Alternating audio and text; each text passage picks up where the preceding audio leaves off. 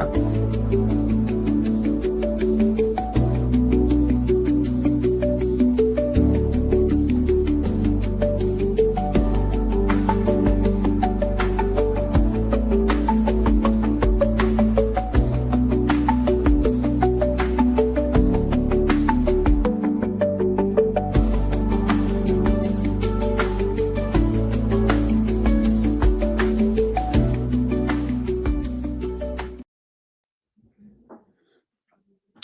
right. Welcome back to the Military Retirement Podcast. Good to be here, man. Freaking awesome every Sunday. Awesome. It's excellent to be here, man. It's been a pleasure. It's been a joy. It still is, continues to be. It's still like one of the highlights of my week. It's what I look forward to every single week. Sitting down, talking with you, talking with people, chatting with people in the chat, having some laughs, having some serious moments. It's amazing. Yeah, absolutely, dude. And then we're streaming on, gosh, what is it? I just click all the buttons. So, on Military Retirement Podcast YouTube, Green Logbook YouTube, not Instagram, that's LinkedIn, Facebook, all over the place, dude. Yeah, awesome. So 2025 in review, dude, there's a whole lot that goes into that. And I know we were just talking offline before we went live about looking back on like some of our first guests, and even like when we first was that in that was in 2024, wasn't it, when we first connected there and started doing our stuff? It was right after you retired. Yeah, like so maybe shortly after that, maybe the January, February timeframe, something like that. Yeah, so it was probably right there. But yeah, it's cool to see, because I didn't know what the hell's going on. I was all in, I was in this cluster of trying to figure out who the hell I am, what I am. Yeah. What do I call myself? Do I introduce myself this way? And lo and behold, I found your podcast, which was before it was Retire.Army. Yep. And we connected, we talked, and you kind of gave me some insight on all that stuff because you had been retired longer than I had. And then we joined forces, and then good things happened. The rest is history, as they say. The rest is history. That's right. But yeah, man, real quick shout out to want to give a shout out to Boston Rob. This is awesome. Boston Rob. Awesome. Thank you for that. I'm gonna put out some good content on there on the Green Logbook side and both on the Military Retirement Podcast side as well. And share some good videos. I think the next video I got going on that a few folks have been asking about was the reading list. And not that it's going to be anything intricate or anything like that, not very in depth, but what I am doing is analyzing every part of my life where I would like to grow, mind, body, spirit, and all that, and just kind of incorporate different reads into that stuff. Having just recently read Viktor Frankl's Man's Search for Meaning, I was like, okay, well, I need to kind of dive into this stuff, because this man, he really talked a lot about the psychology part and his experiences that he went through. And I think we talked about it before, John, how I kind of take lessons learned from that book on the whole military to civilian transition. I can't ever equate that to being in a Nazi concentration camp, but the lessons he puts out there about looking for meaning and for purpose after you left something that you've known for so long really hit hard. Yeah, and I think that's one of my favorite quotes. I literally just read it this morning. I think it comes out of Man's Search for Meaning. I think it was, let me double check before I start lying to the internet. Friedrich Nietzsche. Yeah. My formula for greatness in a human being is amor fati, which is the love of fate, translated from Latin. That one wants nothing to be other than it is, not in the future, not in the past, not in all eternity, not merely to endure that which happens of necessity, but to love it. One of my favorite quotes. You got that just ready to go, huh? I just have this shit ready. You got it tattooed on your arm? Speed dial. I got it on speed dial on my brick phone. Damn, that's funny. No, that's not real quick. Not yet. Good morning, Navy Cop. Good morning. Good to have you again, brother. Navy Cop. My man. Yeah. Awesome. Awesome. Okay, I'm going So to try something real quick before you, yeah, before go you ahead. jump into it. I'm going to see how this looks. I'm going to put a little ticker at the bottom. If you see What am your I name looking in at here? there, that means you are a subscriber, one of the 451 subscribers who don't have your information private and have it public. And we just want to shout out. So this is like the first couple lists of people, and then I'll go and update it as we go and create another ticker for the next couple minutes. I'll let this run for a few minutes, but just to say thank you to everybody. We wanted to get a list of all the subscribers to the channel and just put them up there.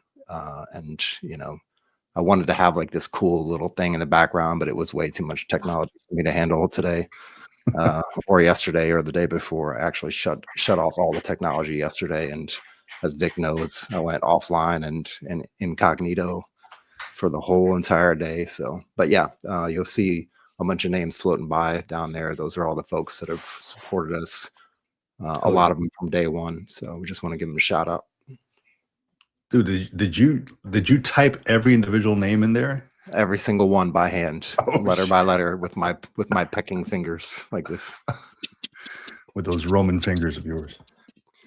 That's it. That's awesome, dude. Beckham Austin. Hey, welcome, man. Good morning, gentlemen. About to read The Developing the Leader Within You by John Maxwell. Excellent, dude. Nice. Excellent. I felt like so John Maxwell has this whole course that at least when I was in federal employment, they made all the supervisors take this course by John Maxwell.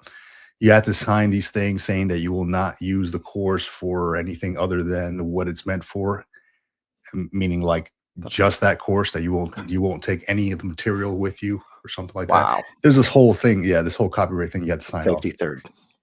Right. But it was really good, in depth. There's somebody leading the discussions and stuff like that. And it was, as far as I know, is only for the supervisors, and I don't know what else the other employees get, the non-supervisor employees. But very in-depth stuff, man. John Maxwell has a whole lot of stuff. He's got a good team. He's a huge team working with him on all this. So definitely got to check that out. Developing the Leader Within You. Awesome, John Maxwell. Good recommendation there, Beacon. Yeah, lots of good stuff from John Maxwell. Actually, really great, and a lot of. Man. I mean, you've been diving into a lot of them lately, but you've also been reading for quite some time. It's not like you're new to this stuff. How do you feel about, after reading Man's Search for Meaning, like that point you in a direction to go tackle some more knowledge? 100%, man. 100. It did. So I read. Gosh, what was that other gentleman's name? Let me see.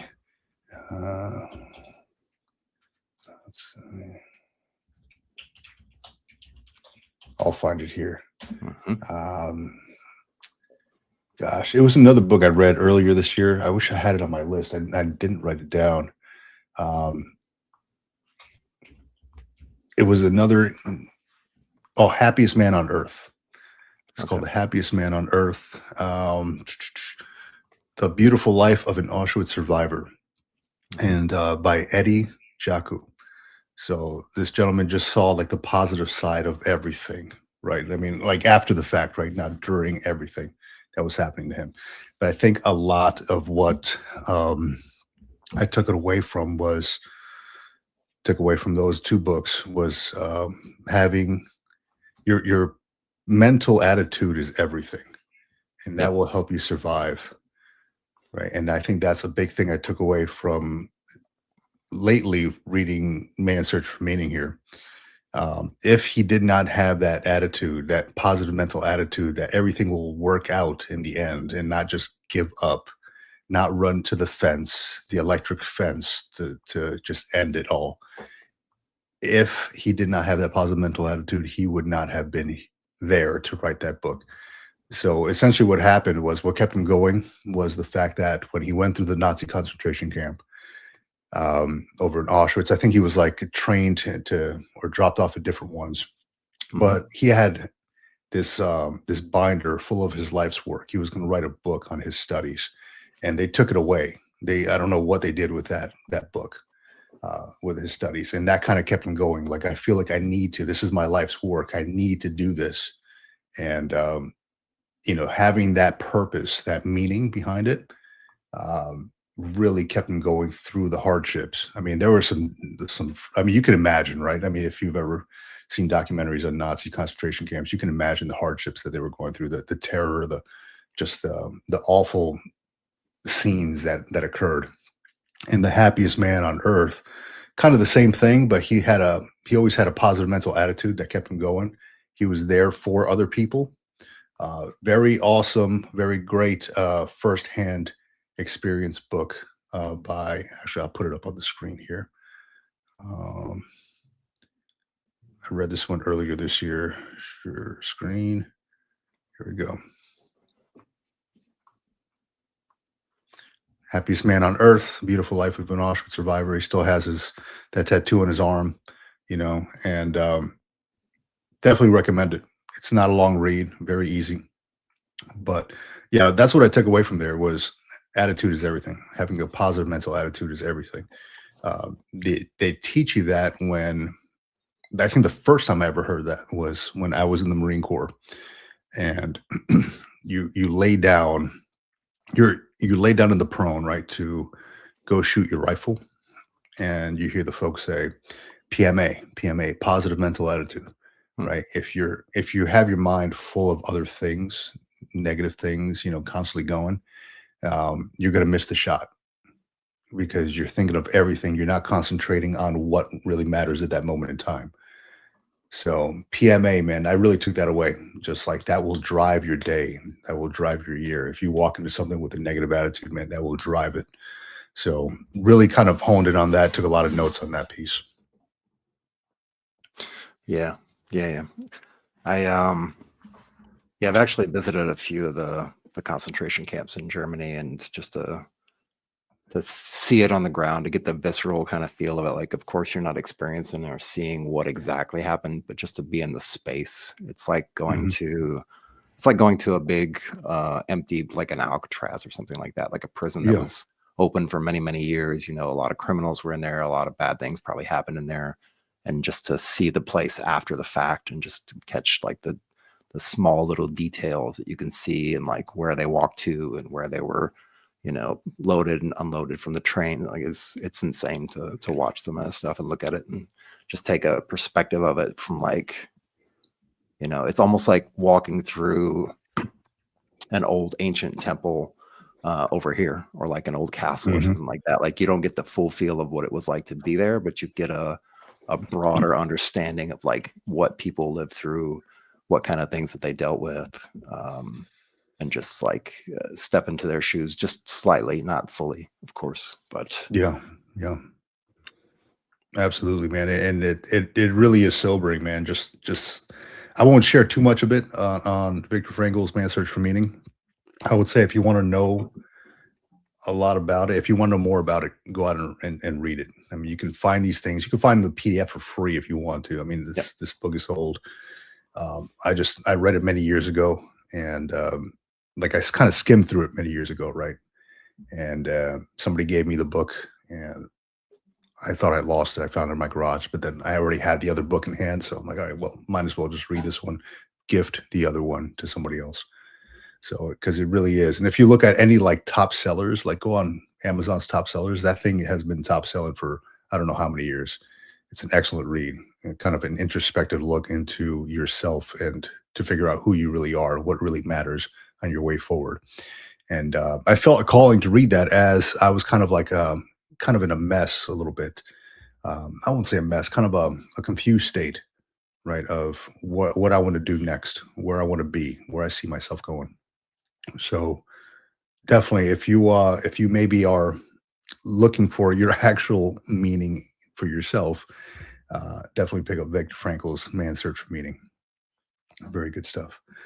I did share on a post that I put up there about a documentary I was watching this week. Right, I watched it over a course of several days, and I think you can find it on, gosh, it might be on Amazon Prime. I'm not sure. And something about it called to me, man. It was like, I gotta watch this, right? It was the Pope, the most powerful man in history, and it goes through the history of different popes from, I guess, the beginning of the papacy all the way to not current time. I think it ends at right at Pope Francis. I mean, Yeah. this documentary is a couple years old.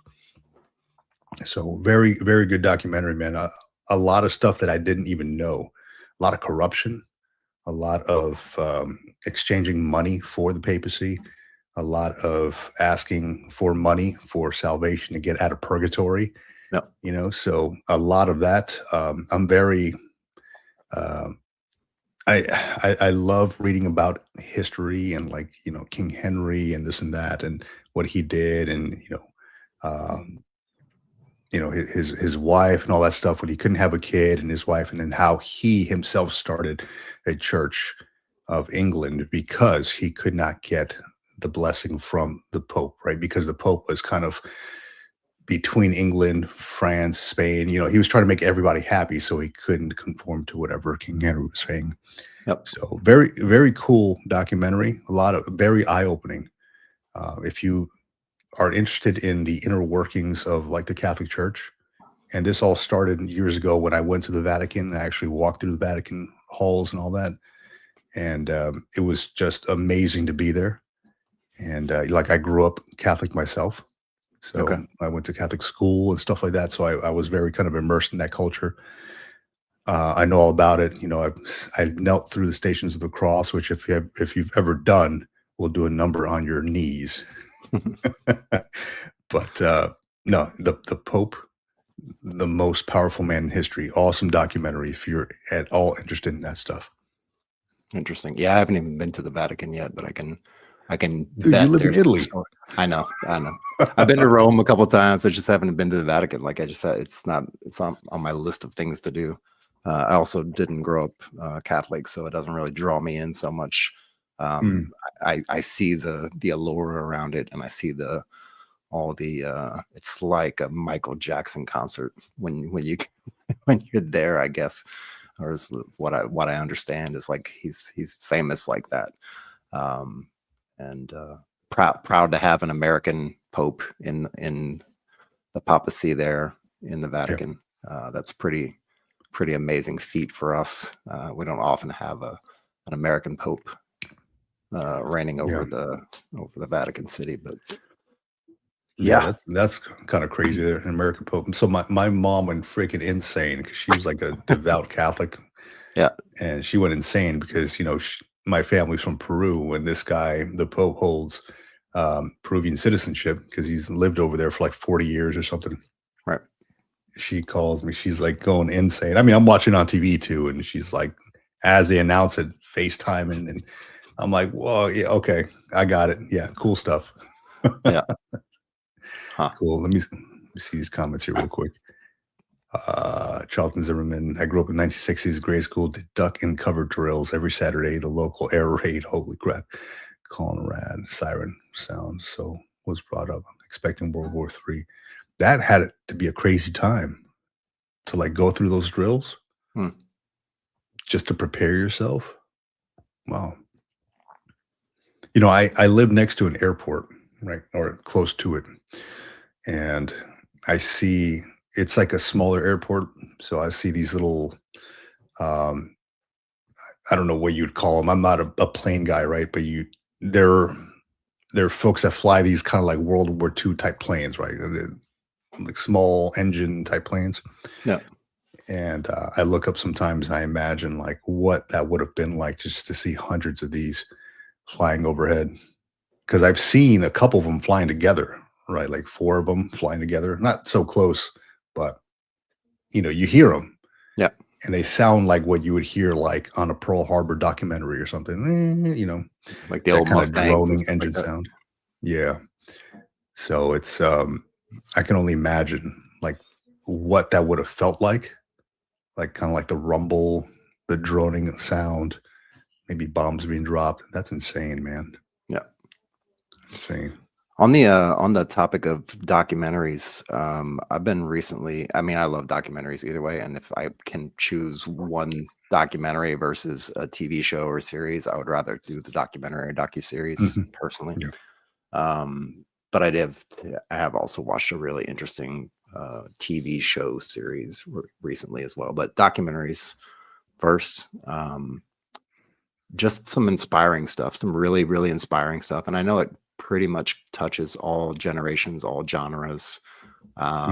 Is the story of like Walt Disney. And it's not just the basic story of like Disney and how it was created and, you know, the parks that were built and all that stuff. But it also talks about just the overarching, like the drive to keep the thing the way it was intended to be and not go like crazy commercial and not like lose their way in building these theme parks and creating these movies and creating all this IP for you know, the Disney umbrella. But it's called Imagineering. I think it's like a 6-part series. It's pretty long, but it's nice to go back and look at some of that stuff, because I mean, like many folks out there, probably everybody is in one way or another been touched by, you know, Walt Disney World, Mickey Mouse, and all that stuff. And so just to go and see the history of it, where it all started from, you know, a boy from middle of nowhere, Missouri, you know, makes his way out to California and starts creating all this amazing, you know, cartoons and new ideas and new ways of thinking. And then the new ways that they translated that into the technologies that they built in order to create the stuff to make it work. Very inspiring documentary. It left me walking away with a lot of hope for the future, and also just really just a heartwarming story, and also to get some reminiscing and looking back at, you know, childhood memories and stuff like that. It was really, really, really good documentary. Excellent documentary. Yeah. I like that. I'm gonna check that one out. I'm a big fan of like the artwork that they used to do back in the day.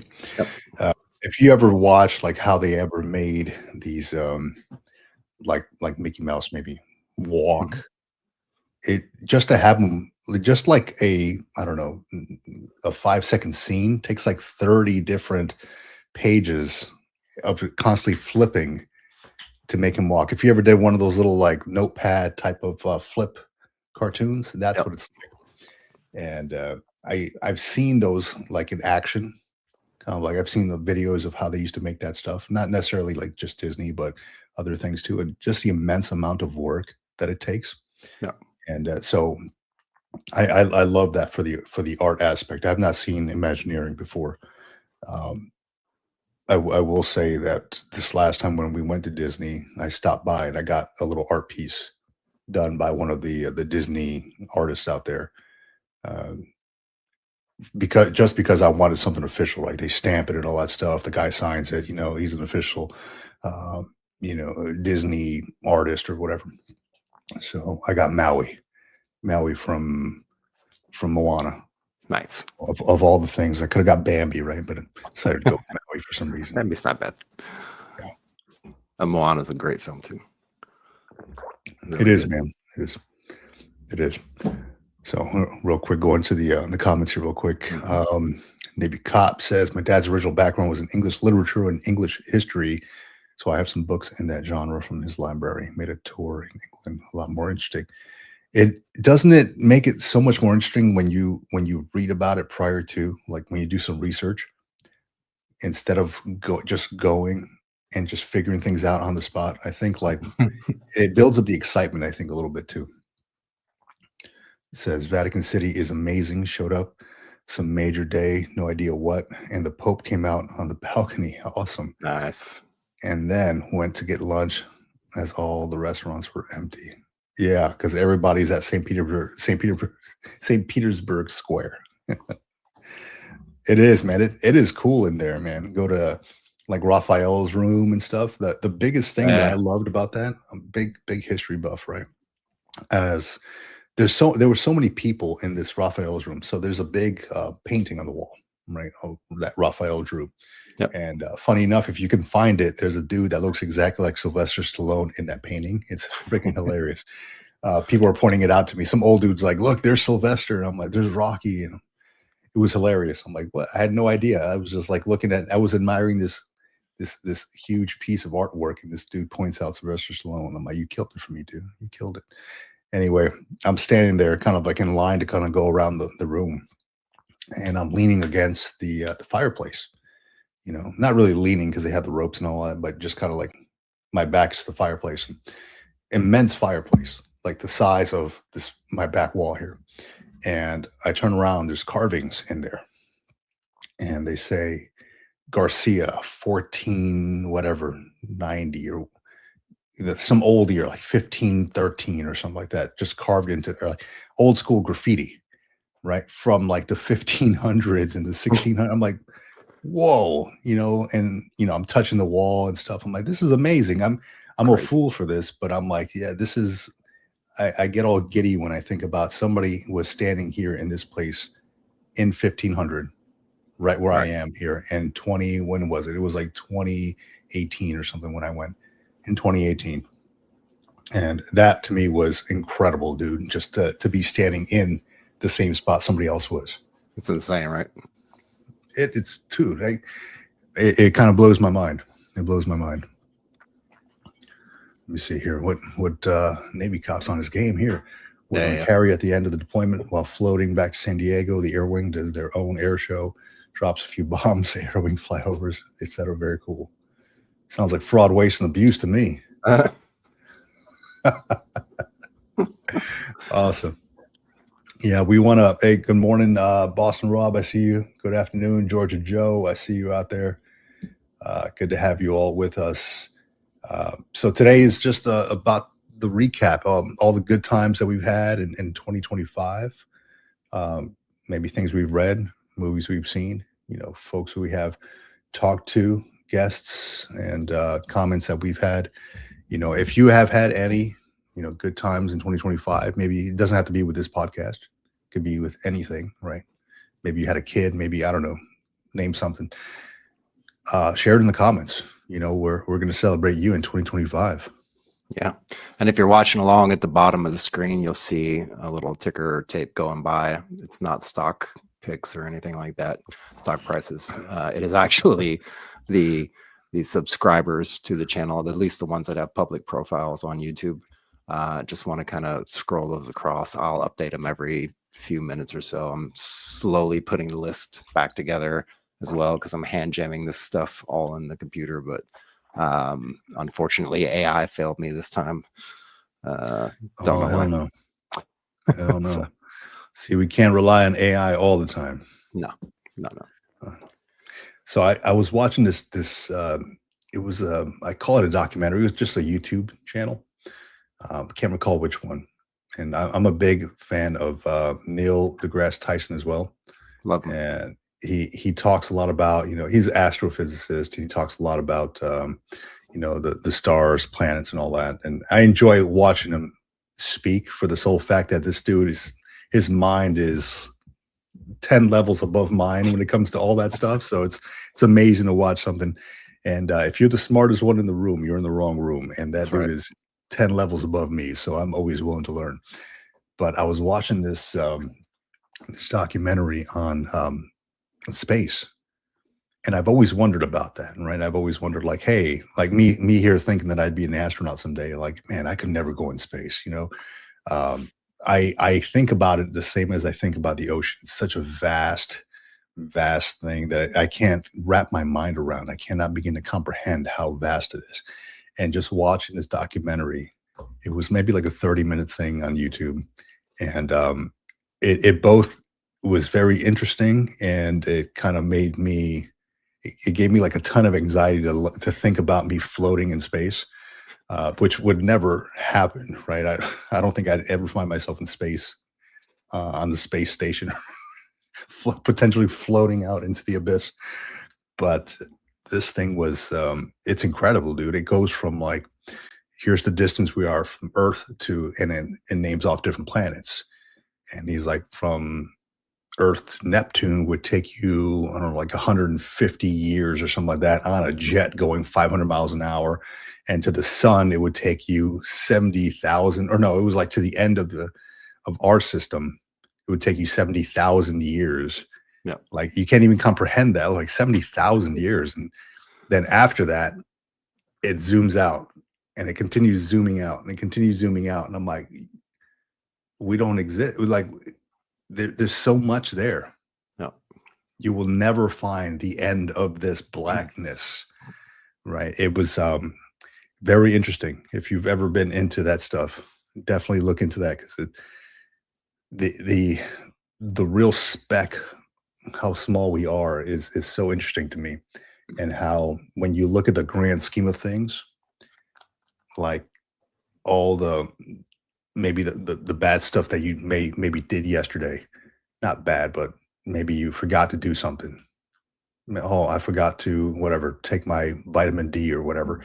No. That doesn't really matter on the grand scheme of things. You know, if you look at like the entire universe, it made me feel so small, is what I'm Yeah. saying. And what I did yesterday doesn't really matter in the grand universe of things. It was really eye opening, man. It really made me think about like anything that I really get into, does it really matter? Right. You know, if that makes Yeah, any sense. no, totally. It's something that I read a ton about, especially closer to the end of the year, about the never-ending sublime of not just the stars, but like you mentioned, the ocean. And I love going in the ocean. That's one of my favorite places. Mhm. Love just going in there, swimming around, diving a little bit, checking it all out. And it's just even in that little space, it's like huge. Like you can't actually see all the way through the ocean because it's not super clear past a certain distance. But what you can see down there and how far it actually does go down Yeah. is pretty interesting. And that's just a small snippet of like the entire ocean, right? Same with looking at mountainscapes and thinking about like how the moon was created and like how long, like we're a little tiny little blip, like we're a blink. We're an ant's whisper on Yeah. the timeline of the universe. Oh, Um, 100%, man. so yeah, don't beat yourself up too much. Take time to go check those things out if you can, even if it's just a mental exercise to think about something like that once in a while, to kind of put yourself in this perspective of like where do I actually fall in the scheme of this whole chess board of life, and it really gives you a chance to be humble and to just take a step back and just take it easy and take a chill pill, Yeah. relax, because it's not that damn serious. Yeah, man. And that really, it put things in perspective like that. It was like, yeah, don't take things too seriously. Yeah. You know, it's okay if maybe you messed something up yesterday. It's in the grand scheme of things, does it really matter? I mean, unless you commit like a serious crime. I mean, don't go doing that. But I mean, it could be something like, hey, maybe you missed an appointment and you're hard on yourself because of it. Life goes on. I mean, the grand scheme of things, is it worth beating yourself up about it? And it's I saved that video and I'll have to find it here. I saved it for the sole fact that it made me feel both kind of weirded out that it's so huge, but also kind of gave me a calmness to think about everything will be all right because we're just, I mean, it's not that serious, in the grand scheme of things. It's like this, we're this small. It's not that serious. Yeah. I want to jump into something, shift gears a little bit, talk Yeah. about, I know we've talked about AI a ton this year, on and off, whether it's our own personal stuff or we're talking about veteran AI, who we've had, you know, the founder on the show a couple Mhm. times and talked to him, and AI in general, and just how I'm looking at AI. And I don't know how your perspective is, but the things that I'm looking at is like where it was at the beginning of the year 2025 and where it is now currently, and how fast it's actually iterated and became better and better and better, and not just like 1 or 2 increments better, like 2x, 5x, 10x better than it was at the beginning of the year. I mean, at the beginning of the year we were talking about it and it was still kind of pretty fresh in people's minds, and it was still kind of like, yeah, ChatGPT is a thing, but it's very hallucinogenic and it doesn't really give you the answers you want. It finds all this weird data, and sometimes it gets you false information. And just recently, like trying to help my wife look for jobs and stuff like that, or little things that I want to automate that I have to check constantly on a daily basis. Like if I have to go to a website that's not locked behind a paywall or a password, if it's just a regular website where I'm checking information, say weather, for example, like we have apps and stuff that does that.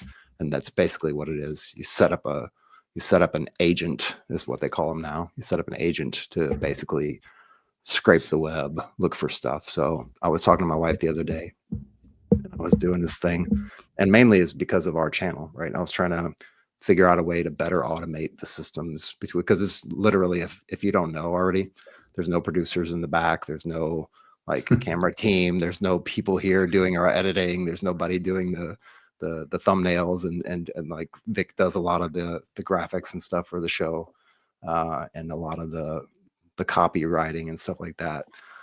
I used to do the editing when we were doing shows offline, but nobody does it. It's just me and Vic, right? It's just us two. We're running the studio, we're pushing the buttons here live as we're doing it, taking on challenges along the way. But I was thinking about ways to better automate some of the processes that we do to like edit the show, to get the show notes, to get all the links to everything and all the timestamps. So you guys, when you're watching the videos back, if you're watching them after the fact, you can actually go to those timestamps, and to also position us better on search engines. So if there's some topic that some veteran out there is looking for, they could potentially search for something that's in our show notes that's in a timestamp, and it can take them directly to that timestamp, so that they don't have to necessarily watch the whole 2 or 3 hour video, even though, you know, they may want to, it may be good for them, maybe some form of therapy, or just a good conversation that they might enjoy, but to be able to hone in on things.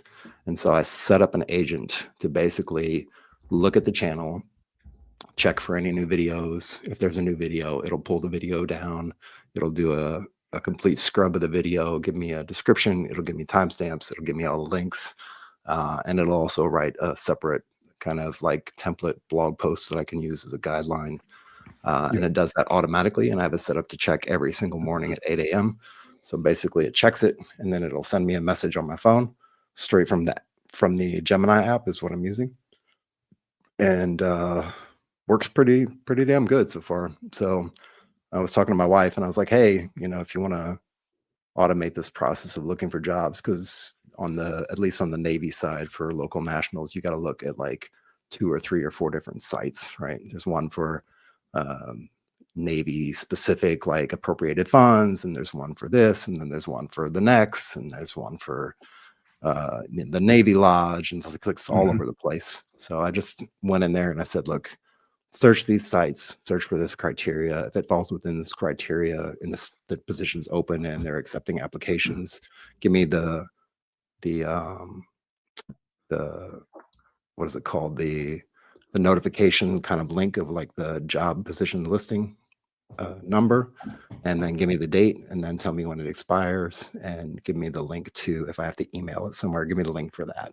And it checks it every morning at 8 a.m. and it scrubs the lists, and it brings me back and it says, okay, here's the jobs that are available currently. Here's the ones that are open. Because what'll happen is I'll post a job on like a Friday night and then it'll close like on a Monday morning.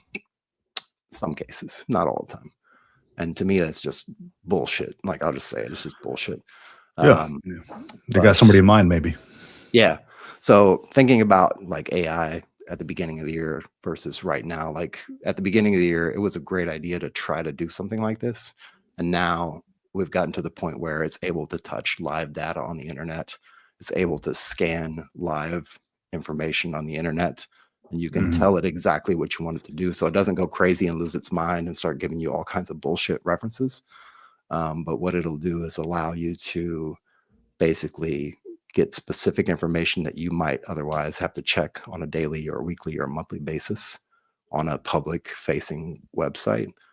Sure. And have it automate that information, and then have it actually do something with that information. Put it in a table, export it as an Excel spreadsheet, put it in a PDF, send it to my email, like all these kind of things that you can do. And I just want to put that out there for you folks in the audience. I know a lot of folks in the audience are lean towards technology as well, build websites, do tech kind of stuff in their jobs. And this kind of thing is like, I would say, don't look at AI from the snapshot of AI, of what you see right now, but look at AI as like, what is it now? And how much more is it going to improve in, the next 3 weeks, 6 weeks, Yeah. 2 months, whatever, because it's getting better and better and better and better and better. And I would highly recommend to use it to try to automate some of those tasks that you manually have to do, if you can give it access, or if it has access to be able to view those resources. I'm going to have to pick your brain on that there, John, because I'm very interested in everything you just brought up, automating things. For me, so in the last year, dude, the AI has just increased significantly. At least from my perspective, I'm sure I'm just tapping the surface of what it can be used for. It's not just like for memes and crap like that. I mean, a lot of people use it for that, right? Hey, create me this, create me that, just ask it questions. But I'm always trying to get better at, like, say, like my Spanish, right? I can speak fluent Spanish, but since I don't speak it every day with everybody, if you don't use it, you lose it, right? So I kind of, though I live in California as well, I can go down the street and talk to somebody about it. But when I'm in the car, I will put on like Chat GPT, and it has this voice thing. And I ask it to switch to Spanish and have a conversation with me in Spanish, and we'll just kind of go over different topics and ideas, and things for the podcast. And I'll ask it, hey, what do you think about this? Can you search the internet, search specific sites like, hey, Stars and Stripes, Military Times, for topics like this, etc. And it will answer me in Spanish, or whatever your language of choosing is, just to practice. So it's almost like one of those when, like you, John, you live in Italy. What the best way to learn a language is to immerse yourself in that culture and try to speak that language. So if you are on base, most likely everybody there is speaking English. You leave base, you leave base, you start talking with the local community. Your Italian gets stronger at that point. I have to believe that Italians outside the base probably speak some English as well. But if you go out to like the countryside or something like that, where it's less spoken, and you get like an Airbnb or something like that out there, you just kind of immerse yourself in that culture, you're going to learn a little bit more, then, because you're forced to. There's no speaking English unless you're with somebody else that does. So, yeah, I've been amazed at the strides that AI has done, even after taking that class with doing the show with Kamo. Yep. And how he also talks about how he automates his entire life with AI. It's both scary as hell and both very interesting, because I'm wondering, like, what can't AI do at this point? I've asked it to do many things for me, like, hey, I need ideas for maybe a YouTube video, search YouTube for the top rated, or the top rated topics right now on veterans and military. Yep. Just when I'm kind of drawing a blank, or maybe I got writer's block or something like that, I'll ask it for new perspectives, new ideas, but I use it like that, just kind of build business plans to get ideas for businesses, like best tactics to do something, scour the internet for the most used this, or the top 10 this, and I'll kind of build my own structure from there. Yep. I will say that I've watched a couple little news things online that where college professors are getting kind of worried that a lot of their students are using solely AI just to, submit things for class. Yep. And there's ways to find out, there's services out there that they can put the papers through, and it'll come up like, hey, this is like AI language, this is not. Or if the teacher receives a paper, it's like, yeah, this is completely different from their regular voice that they use when writing. There's ways to find out. But that's the scary part for me, is using AI as the crutch will abolish the critical thinking skills that people may have, and they'll just use that AI to do everything, Like, oh, it's at my fingertips. I will let the computer do the thinking for me. Therefore, I don't have to do it for me. So that's a scary part for, in my perspective. Just kind of not thinking anymore, allowing the computer to do it for you. But it is there if you need it. I mean, if you need ideas, just give me an outline. Give me ideas for a business, or give it a prompt. I've done this recently. I gave it a prompt because I'm writing this little book. I'm coming up with ideas for this book that I want to put out there. And I ask it to give me ideas based on what I throw in the prompt. Hey, I want to talk about this, this, this. Give me an outline.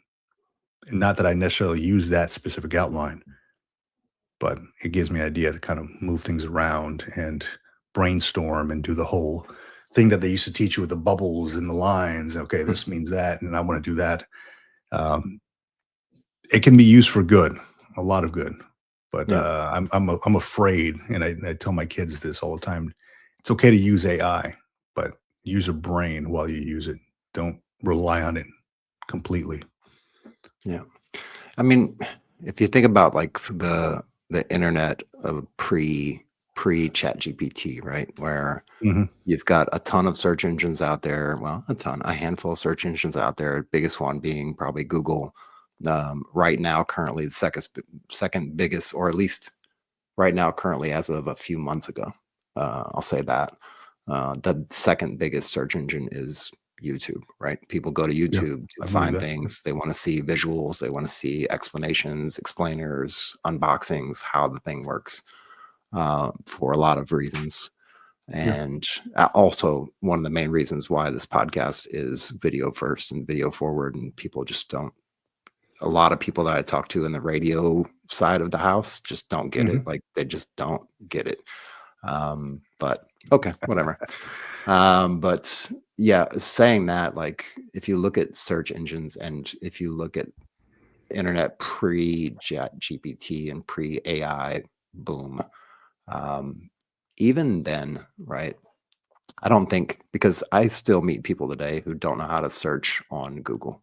And for me, that's a critical skill that, like, maybe 20 years ago, you could say, yeah, if you can search for it on the internet, you can find it. And people will be like, I don't need the internet. I've got these books. I've got everything written down. I've got people I talk to. We know what we're talking about. We've got college degrees. We're not stupid. Right. We don't need the internet to tell us what to do or how to find things, right? But even today, right, there's people that just can't navigate the basic, like, search engine and find what they're looking for because they're not typing in the right information. It's gotten better, but I don't think it's gotten better because people have gotten better. I think it's gotten better because the algorithm built into the search engine understands better what you're looking for based on the context that you start with. And you see that when it starts to fill out the rest of the search form that you're trying to type in, right? So I think at some point we're going to get to a point with AI where it starts to do the same thing. Like, maybe it does it already and it just doesn't show you that it's doing it. But I feel like you just, if you want to be able to find information, if you're looking for information, and if you want to start to have these kind of conversations, like you mentioned, Chat GPT, you can actually sit down and, like, turn on the voice thing and you can have a conversation with it, like a full-on 2-hour, 3-hour conversation with it. It's scary good, dude. Yeah, scary good. In another language, right? Yes. So I think, I mean, and also to your point about the college, like, using ChatGPT or any of these AI programs for college use, if you give it the right context and the right information and the right kind of prompt, you can make it spit out some information that's, I mean, they say, they being the people on TV or whoever it is that says this, that they can detect it using these specialized programs and blah, blah, blah. And I push back and say, yeah, but are they actually using those programs? Are they paying the money to use those programs to scan papers, to look at people's stuff? In some cases they are, right? In a lot of cases they're not. Like, not every single university is using this just because the technology is available. A lot of teachers still grade things by hand, right? They look at the papers, they read through the papers, they make the edits on the papers. A lot of Like Yeah. they're not using a tool, an automated tool, because that would kind of defeat the purpose, right? Like if you're telling me not to use AI to write the paper, but you're using AI to grade the paper, then what are we doing here?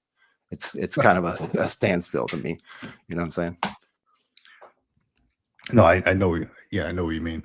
I think it's just a matter of keeping things honest, right? Yeah.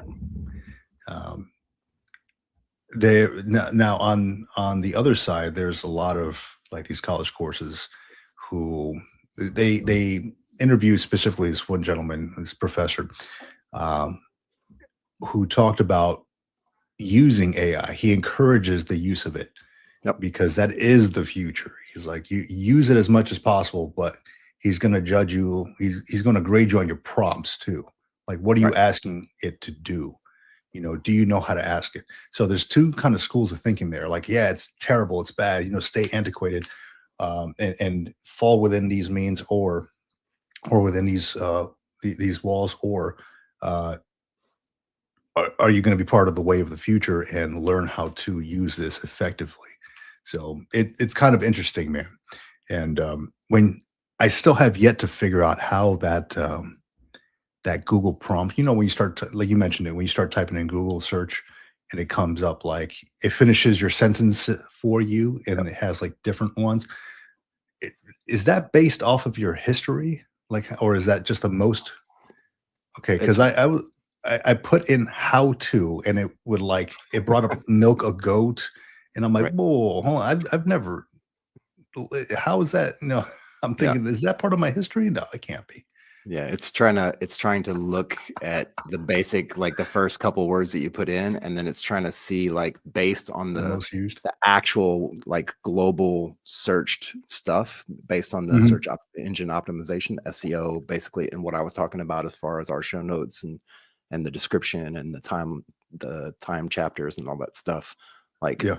when Google is checking things out, and this is very a rudimentary answer, but it's Mhm. basically saying, okay, 1.2 million people have searched in the last 24 hours how to, and then this list of things, and it's trying to give you basically a triangulation of what you're looking for based on those first couple words that you throw into it, and it's trying to fill in the blanks on the most popular search stuff, because I think that's what happens is something gets searched and then it gets passed around and then everybody starts searching for it, and that's what brings it to the top of the list.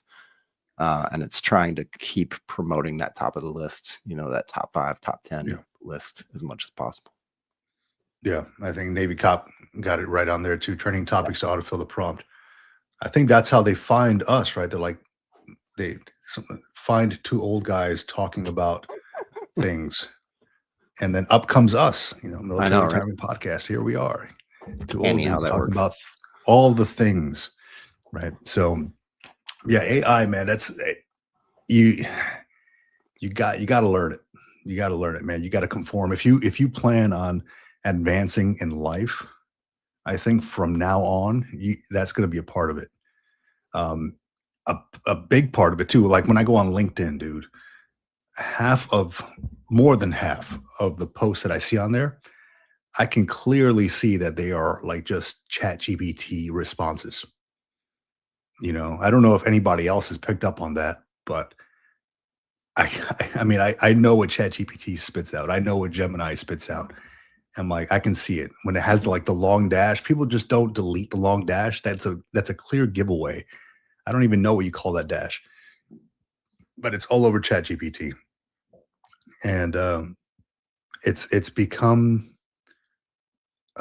almost fake to me, right? It's like, okay, well, you want to put out this meaningful post about whatever leadership and advancement and servant leadership or whatever it is, motivation, but it's just something that ChatGPT came up with because you put in a prompt saying, "Give me a LinkedIn-esque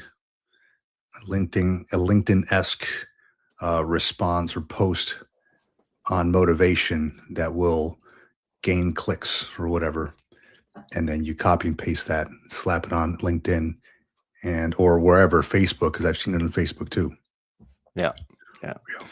It's What do you well, I say? mean, that's a perfect example, right, of people who are using the tools now And the people who don't use the tools, who don't want to use the tools, not knowing that that's what the stuff's going to kick back for you. Yeah, I threw the comment up. Oh shit. Typed in old guys talking about getting off my lawn. Oh, damn. Yeah, that long, it says, Boston Rob says, that long dash became the AI comma. Yeah, that's exactly right. When I, um, if I was ever to do that, just copy and paste all that, which I've done in the past, but I'm like, this feels fake as hell, But yeah, it has become the comma. Yeah, and then yeah, Josh C. PNW says it's inauthentic. And like I can't be the only one, right? You've noticed this online, John. Yeah. It's, I mean, it saddens me to see some of the things that I see on LinkedIn, because I feel like LinkedIn is supposed to be like the professional kind of workspace kind of like place where you talk about workspace kind of stuff. And some of the posts that I see are a little bit, and I guess it goes back to like, do I know the person? Have I actually had interactions with that person? The thing that I hate the most about the internet and about LinkedIn and X and all those places is the suggestions that I get constantly about people that I've never heard of who are posting. Usually it's breaking news is the first 2 words. Yeah. And I habitually just delete those. I don't even look at them, because I don't want to get pulled into the doom scroll. But yeah, it's inauthentic. But again, like I said, it's people using the AI tools, and the people who don't see it are the people who don't use the AI tools and don't want to use the AI tools and think AI is coming for their job and AI is going to be the death of us all. Like it's, but that's the way the internet works. It worked that way back in the 90s, same way. People who didn't know what, online chat rooms were and email and all that stuff. And they were succumbed. Yeah. They were succumbed to the internet wave and the technology. And it's just because they didn't know what it was and how it worked. There you go in the comments. ASL. You remember those? Exactly. Exactly. That AOL chat rooms. Yeah, man. That's wow. That was way back in the day. It seems like, I mean, it wasn't too long ago, but that feels like shit a long time ago, right? It's just a chat room. You'd have to connect via the phone line, and you'd have to wait. And every time somebody picked up the phone, you get knocked offline. Yeah. Like, damn it, mom, get off the phone. I'm on the internet. That's hilarious. Gosh, it takes me back. But yeah, man, it's AI, dude. It's you got to learn it. You got to conform to that, man. Same thing as like the military's kind of adjusting over time. Same thing as anything really. If you want to survive, you need to adjust with the times, with what it's kind of society is looking at, is conforming to, and kind of like like Kmart or Toys R Us, they couldn't jump on the online thing fast enough. Amazon took over. Yeah. Now you can't find a toy. There are no Toys R Us.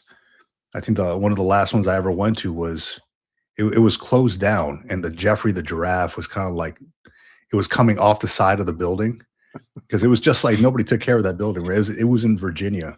Yeah. It was in Charlottesville, Virginia, and there was a Toys R Us there. I don't know what it is now, but the Jeffrey the giraffe was kind of hanging off, and there was a Babies R Us next door. Yeah, they couldn't keep up fast enough, and Amazon came and took over. That was like the wave. Now Walmart's trying to keep up with their Walmart app, and every so often I'll find something on Walmart that's a little bit cheaper, but they have like 4-day shipping, 3-day shipping. I was like, nah, I want my 2-day shipping on Amazon, so I'll order it on Amazon just for the convenience of things. I gotta ask you something about Walmart specifically. Have you ever searched on there for some weird like stuff that you would never think? Stuff that you would never think to find on Walmart, and it comes up as like a available option, like maybe I don't know, a crate engine for a Corvette, maybe. And not a crate engine for a Corvette. I found things on there. Let me pop Specifically, this on the screen. yeah, I can't remember what, but I'm like, oh shit, Walmart has that, but it's like from third-party sellers. Yeah, well, yeah, so in a lot of cases, third-party sellers. But I can't even see A my screen. Corvette engine at Walmart. Well, from a third-party seller, right? Yeah, let's see if I can pull this up or not. Just as an example, right? Crate engines on Walmart.com. I can't make this up. Yeah, me and my brother were looking for something and at the same time, and I was like, yeah, we should check Walmart and they probably have it. And he pulled it up and he started doing some searching. And he's a weirdo anyway, because he's a physicist by way of degree. But he started showing me some weird stuff on Walmart. He was like, I don't even understand why this is on here. Like, trying to compete with Alibaba. With Alibaba, right? Yeah. Yeah. I mean, you can find some crazy stuff on there. Like I found, I usually go on there for like camera stuff. Mhm. You know, it's just seeing what competing prices are. You know, now you can buy like fruit, like and Yep. randomly, like on Amazon. I ordered, gosh, what was it? It was like a camera bag at one point and an attachment for the camera to hold the light up. Okay. And upon checkout, I ordered, you know, a handful of bananas along with my camera stuff. So I was like, oh, that looks good. I don't have any more bananas. People have ordered this bag. I've also ordered bananas. Yeah, exactly. So I made fun that I was on the Marine Shop website, which if you don't know the Marine Shop, it's like this little shop it's like a heritage shop type of place over in Virginia, in Quantico, Virginia, that sells a lot of Marine uniforms. You walk in, it's like you're in Marine Central. It's like a small, like dark wood type place. Very nice, right? But I went on their website and I was looking for a mug, like a Chief Warrant Officer 3 mug. And it says, you know, recommended at the bottom. People who have bought this have also purchased this. And it was like they had purchased a Navy Cross. Oh. And I'm like, that's like the second highest award under like Medal of Honor. Yeah. And I'm like, who's buying Chief Warrant Officer 3 mugs and Navy Crosses? You know, I put that up on my Marine Warrant Officer page and it just got a lot of laughs. I'm like, who's buying this stuff, man? I don't know of any Chief Warrant Officer 3s who are, I mean, they may be out there that I don't know, but that are Navy Cross recipients. Yeah, I don't know. That's crazy. This is a cool shop though, the Marine Shop. I like it. Yeah, I love. So they not to promote too much, but they are the carriers of Undercover Clip. So very cool, Undercover Clip. I won't say too much about that. If you're curious about it, go check it out. I mean, I just searched it and I can't find it, but yeah. Oh, you know why? Because they haven't replenished their order for this coming year. That's why. Bitches. I'll have to get a hold of them. Marine Shop, I'm watching you. No, get a hold of me, really. Yeah. Let me see. Freelance Travel says something great that happened in 2025. Military retirement. Awesome, dude. Nice. Applause. I think I have an applause big button things, here. man. Big things. No, that's not it. Is that applause? Do you hear applause? I don't hear anything. I hear tears from recruits. Tears from your ancestors. Let me see. I had another one up here. Where did I see? I saw. Oh, here we go. Became Austin 4717 2025. Got my first job outside of the Navy. Never held a job prior to the military. Don't count volunteering at my mom's job. To submit a resume. So to submit a resume, translate my military career was great. That's awesome, man. Applause to you, dude. Yeah. Very nice. Very nice. Beautiful. Way to close out the year. So I've been hearing a lot about that, at least in 2025, how tough it was to find a job, you know, and I think a lot of it, at least where I kind of want to get into, was a little tough because there were so many people who took the deferred resignation program when DOGE came down. Yep. There were like thousands of federal employees who took this stuff. 60, so, 70, 80,000, something like that. What's that? Oh yeah, Like, yeah. That took it. Yeah. yeah. So a ton of folks, a lot of them here in Southern California as well. You got major bases around this area here, so a lot of folks took it, and then come maybe end of the year because they do pay you until the end of the year, right? Come the end of the year, you just saw like an influx of just searches online. Like if you go on LinkedIn during the DRP stuff, yeah, you get like, hey, you click on a job post and it says, and I may be the only one that notices. I'm sure other people out there have noticed it. It said something like 13 people have applied, and then come like October, November, it was like the same kind of jobs were just being clicked on like crazy. I have to believe it's because like the DRP ran out. People are now looking for jobs. The DRP was nice while it lasted, but what happens after that? You got to think ahead. Yeah. Yeah. So that was kind of a tough thing to get over too. Was 2025 was a little tough to find a job, I think, unless you really know somebody. And I will say that networking helps. Who you know really helps, not just what you know. So get out there and go press the flesh. That's right. Yeah, it's more and more and more and more and more. It's all about who you know and not what you know. If you've got a good network and you've got good relationships with people, that'll get you 10 times more jobs than applying online or sending in your resume or even hand walking your resume to the place. Dude, I cannot agree more with you, man. That is the only way I got that surface warfare job. I firmly believe that. Never did surface warfare a day in my life in the Marine Corps, and then became a training and operations advisor for surface warfare simply because of my network. Yeah. I firmly believe that networks build things.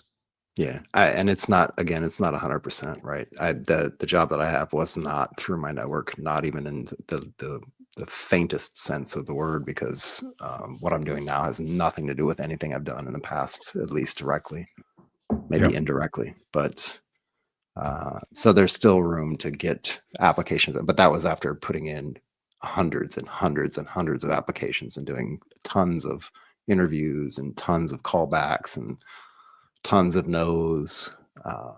It did eventually happen, but the network would have got me there, 1,000 times faster. Oh, absolutely, man. Let me ask you something, John, man. What was the best piece of gear that you purchased in 2025? The best piece of gear I purchased in 2025. It could be for podcasting. It could be for video. It could be for driving around your car. It could be anything. Best thing that you have purchased. Best piece of gear that you have purchased in 2025.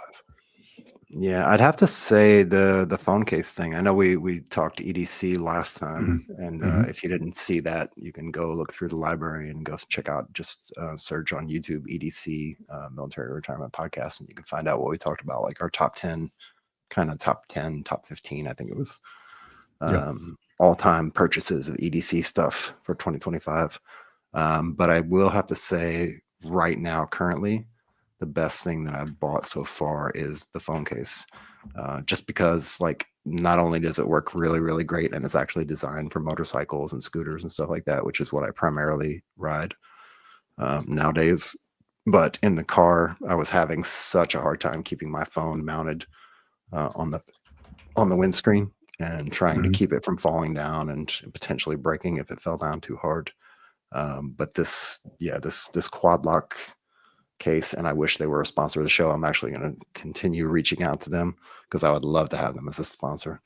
But yeah, these things are just indestructible, really great customer service, and they hold your phone and they don't drop your phone accidentally. You can get them two different ways, where you can just stick it on there and twist it in, or you can stick it on and twist it in and it'll lock in place. So you have to actually push something to unlock it.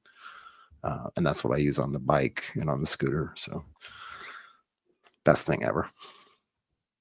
Very nice. Yeah, we talked a little bit about that. I actually looked it up. I saw them, and I'd go riding my bike every so often. So sometimes I have the little rubber holder on the bike, but sometimes it's bouncing all over the place. Yep.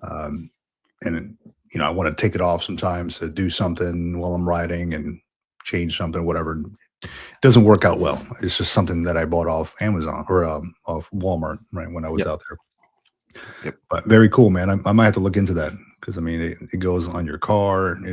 Just a whole ecosystem of holders, right? Yep. Tons. Very nice. And also, as like a side note, as kind of like an update, I know I brought it up on the show last time, and it was the Govo, the little wallet case thing that holds 4 cards. So I've been doing a little bit of research in the meantime. I'm constantly looking for stuff, and I found a wallet that is going to be hopefully my new favorite wallet, by a company called Ridge. Oh yeah, I've heard Ridge. So I'm an avid fan of MKBHD. If you didn't know, MKBHD is a technology guy on YouTube. He talks about new tech, does a lot of reviews of stuff, makes or breaks companies sometimes with things that he says. I've seen his videos. Marquise Lee, right? Marquise Lee Brown. Marquise Brownlee. Yeah. Brown We actually did a video where I don't remember if that was one I pre-recorded or if it was one we did live, where it showed like a commencement speech that he did and kind of tied it back to military retirement.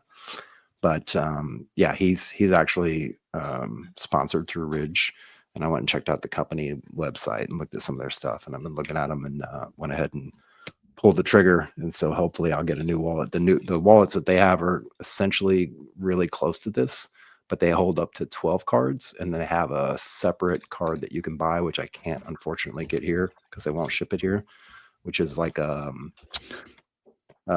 Apple key tag, but it's on the form of a card, and you can just slide it in there and have Apple key tag access to your card wallet thing.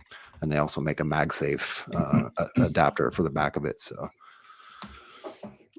So they won't ship it there, but will they ship it to somebody in the States, and somebody in the States can ship it to you?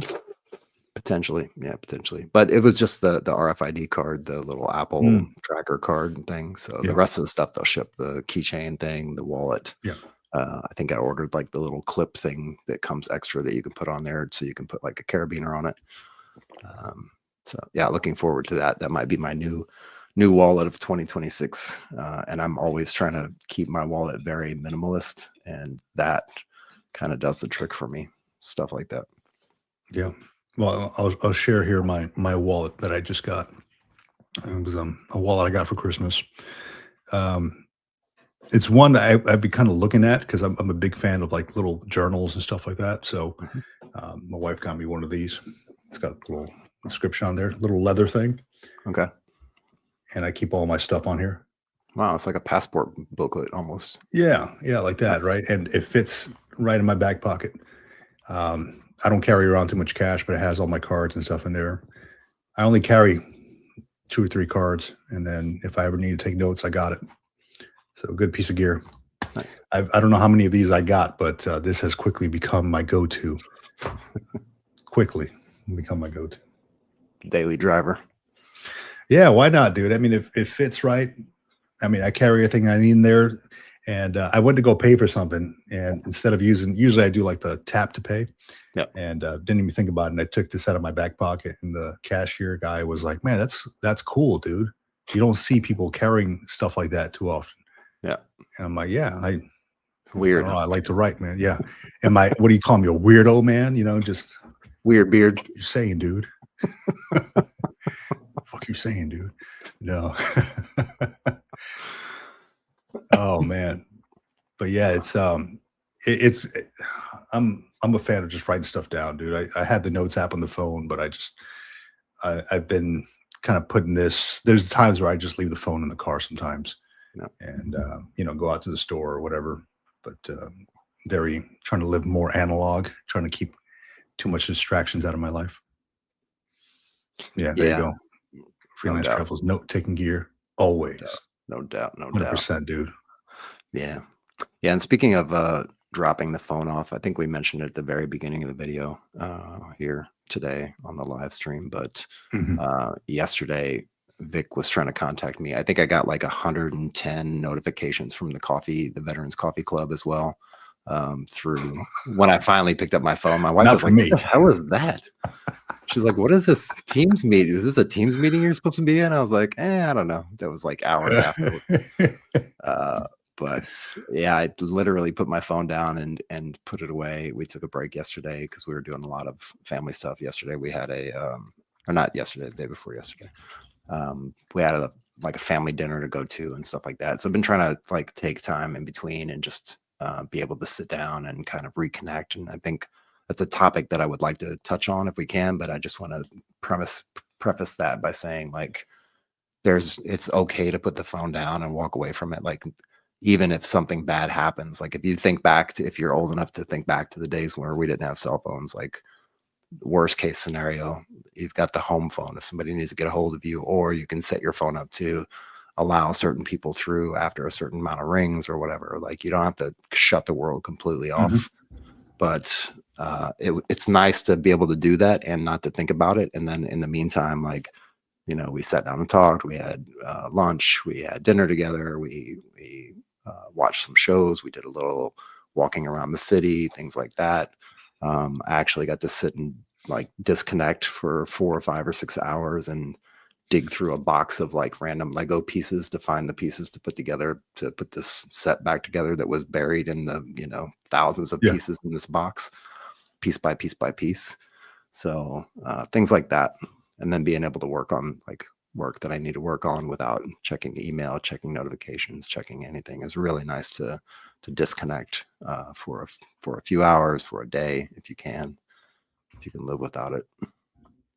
Yeah, I tend to want to leave it in the car, but I also have younger kids too, so I'm always thinking about them. Sometimes they're not that young; they can stay at home, right? And my daughter's already in her 20s, so she can stay at home with them. But um, I also want to be in the know, and it's the sense of always being connected. So that's always in the back of my mind. Um, yeah, I've thought about getting like the Apple Watch and all that stuff, but I'm like, I just can't do it, dude. I can't be too connected too much, man, because it'll just drive me insane. Real quick, I'm gonna throw this on the live in the comments. I know we talked a little bit about it, John, about bringing folks on the live stream to share about their 2025. Yep. Maybe great, good things that happen to them, maybe struggles that they're trying to get past, or successes, failures, all that stuff. So folks out there who are listening, if you want to jump on the live stream and share a few minutes about your 2025, link is in the comments. Feel free to jump on and let us know. Let me see real quick in the comments here. Where is it? I just saw it. Yeah. Boston Rob says, I could have used that Apple Card yesterday. I spent 2+ hours tearing my house apart looking for my wallet. It had fallen into the crack of the seat of my truck and landed out of sight. Wife found it.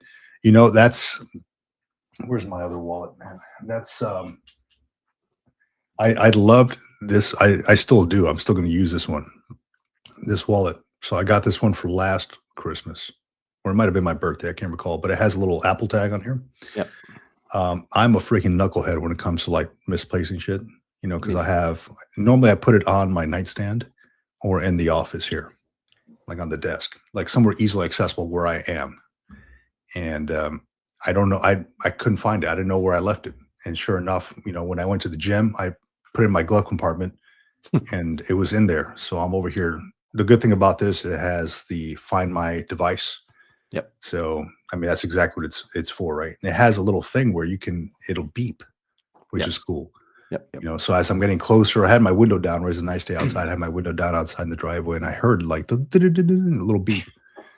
I'm like, oh, no crap. There it is, and because you can it'll only pinpoint it to a certain extent, right? It won't go like directly to it. It'll just show you like the area where it's in. So I'm like, it looks like it's in my house, but it was in my driveway. But yeah, little Apple tags, man. Yeah. Insane. Yeah. Let me take a scoot for 2 seconds and I'll be right back. All right. Let's see here. Going to the comments real quick. Freelance Travel says, getting late over here. Always cool dropping in. Cheers, dudes, and Happy New Year. Yeah, Happy New Year, dude. Glad you can join us. Glad you can join us, man. So yeah, today it's all about 2025, successes, failures, cool things that have happened in 2025, crappy things that may have happened in 2025. Joined here with John, my co-host John, on the Military Retirement Podcast. So we stream over to the Military Retirement Podcast, which we have on Spotify. We're part of the REITs Across America Radio Network. If you've ever heard of them, they're the ones that put the wreaths on the headstones at the veteran memorials. So we've been teamed up with them for about a year. Part of the REITs Across America Radio Network, and so we have a time slot. I believe it's Friday nights, where our show gets streamed to a whole other set of veterans out there. So totally thankful for that and for that collaboration. Streaming on the Green Logbook YouTube channel, on LinkedIn, on Facebook under the Military Retirement Podcast, on my own Facebook, and then John's Facebook as well. So hitting up different areas here just to get the word out. So yeah, 2025 has been awesome. It's had some great times, some bad times. You know, I'd love to hear your story. I really would. If you want to jump on, share a little bit about what you got going on, what you had going on in 2025, and what you will be having in 2026, which is most important because we're always moving forward. Curious to hear that. So feel free to jump on. I did a whole thing on yesterday's live stream about 2026 and the 2026 mentality, the mindset. And I shared a little bit about the reading list that I'm coming out with. So I'm, like I mentioned before, I'm curating this thing, right? I'm kind of looking at all different facets of myself, like my mental self, my physical self, my spiritual self, and I'm kind of curating this reading list to try to become, I guess, essentially 1% better every day as I enter 2026. So a few folks have been asking about that reading list. I'll be putting a video out definitely before New Year's on that reading list. So I'll probably start it up later on today or potentially tomorrow, and then put it out tomorrow or the day after. So look out for that one. But it's just going to be a reading list that, you know, I plan on knocking out throughout the year. One book a month is the goal. And as I went down, as I started putting out my reading list yesterday, I'm probably to like 18 books. So I got to narrow it down, right? A lot of them are books that I've acquired from my local bookshop, and I've yet to open. They're sitting on my bookshelf. I'm like, I got to get to that one. And I have yet to get to it. So I want to knock some of those out before I get into something else that I purchase on Amazon. But I have had to purchase something on Amazon. So I'll disclose that during the video. Or you got to read faster. Yeah, just like Arnold Schwarzenegger said, right? If you don't have enough hours in the day, you just sleep a little bit faster. Yeah.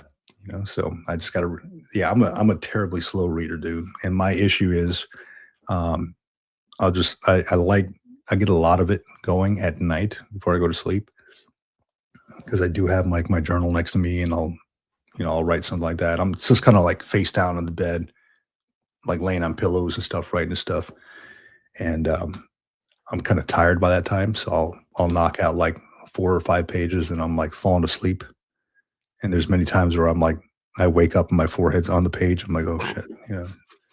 So I know it's time to close the book when I'm reading the same sentence 5 different times, and I just can't get to what I'm reading. Yeah. So I don't know if there's anybody else like that, but that's definitely me. I'm a very slow reader. So I will share that my first one, I've cheated. I've already started reading this one. For the sole fact that it is an immense book, and I'm not usually a big reader when it comes to like books that have hundreds of pages, like damn near 600 pages. But this guy right here, I'm about close to 100 pages in, Laws of Human Nature. by Robert Greene. I already started that one. So that's probably going to be my first one. So a sneak peek into the 2026 reading list there. We're doing a reading club or something like that, or are you just putting out a list? No, I was just putting out a list. Do you want to do a reading club? Does anybody out there want to do a reading club? I don't know. I'm curious to see if anybody else wants to do a reading club. I've done a few reading clubs before, and that was actually one of the books that kicked off one of the reading clubs that I did a few years ago. It was actually really interesting. And I wouldn't mind it. It would keep me accountable.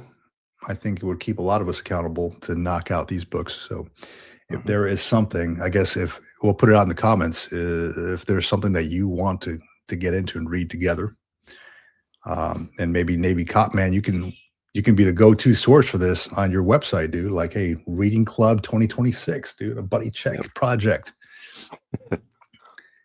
So if there's something that we want to get together and read, I'm all for it. Keep us accountable. Meet up once a week and talk about different chapters. I think it'd be a good collaboration of the minds. Yeah, he's already on it.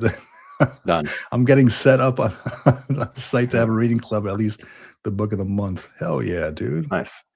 My man's living in 2030. Look at this guy. Yeah. Navy Cops all over it. Hell yeah, man. Just let us know, man. Give us the link and we'll throw it up. If you get it done in the next hour or so. Yeah, right.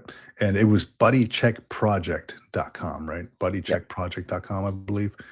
Yeah, so definitely check that out. That's something that Navy Cop has been working on. That is his project right there, Buddy Check Project. And this dude is on his game about it. So definitely appreciate you there, Navy Cop. Let me see. We got /books, right? /books. I think that was the one we looked at last time. Promulgating. That page doesn't work. Okay. Promulgating the military professional reading list as the commandant's reading list. So I'll tell you, when I was at the surface warfighting department over at here in San Diego has a very good library in it. It's right by the command deck, right next to the admiral and the executive director's office. And I'd be in there weekly. They just had amazing reads, man. They were brand new too. Like nobody would go in there. Nobody. I was like the only one. The executive director came out one time. He's like, dude, like you're like the only dude that ever comes back here, like signing this stuff out. Me and then the retired lieutenant commander I worked with. We were like the only ones. And I'm like, hey, I'll help you spread the word because you guys got some excellent books here, man, like the latest releases and all that. Yeah, Don. Oh, look at that. Don Gleason on the chat. Hey, Don. Welcome. Reading about topics that help our military and veterans in Korean transition would be great. Well, I'm glad you brought that up, Don, because it just so happens that there is the bottom line up front on Amazon. 10 short chapters. Yeah. Oh, come on, John. You got to be on your game, man. 10 short chapters on what you need to know before you leave the military. Not tooting our own horn here, but John and I wrote the book. It's on Amazon. It's probably for it's an ebook. Yep. $2.99 on Amazon. Gosh, can we put the link up there? Do we have the bottom line? Yep, I got you up front. Awesome. Bottom line up front, man. Book. Make sure you put book after that search term, or you'll get some weird things come up. Yeah, that's normally how I find it. Bottom line up front book. We try to price it as low as possible, just to be able to pay off for some of the software and stuff that we use, and just get some good information out there. If you got Kindle Unlimited, it's completely free to you. But I like that. There's the link. Bottom line up front book. Awesome. It'll definitely get you somewhere. Yeah. What you need to know before you leave the military. And we probably should come up with like part 2 or something in the near future. Or at least an updated version of the book. Yeah. Like a second, what's it called? A second edition? Yeah. Version 2 or something. Yeah, because it's a good piece of gear. So a lot of things that I wish I would have known when I left the military. Yeah. a few I'm moons ago. I'm still trying to figure out because I keep going through this thing where for the physical book because I would really, really, really love, and I've been trying to get it finished and try to get it done and trying to work through it and also get the roadblock out of my mind of like I want the physical book to be exactly the way I want it to be, the right size, the right shape, the right thickness, the right heaviness of the paper. And maybe I need to reach out to my brother. He did some publishing stuff not too long, a few years ago. But I'm trying to figure out how to Like a do that. pocketbook. Well, I'm trying to figure out. I want it to be the right size so that it actually fits in your pocket because it's not that big of a. It's 80 something pages in the format that it is now, right? I just want it to be more pocketable because it feels like the regular Kindle kind of version of the book is a little bit big. You've seen it. I've had it, held it up. Yeah. It's sitting on my desk here somewhere.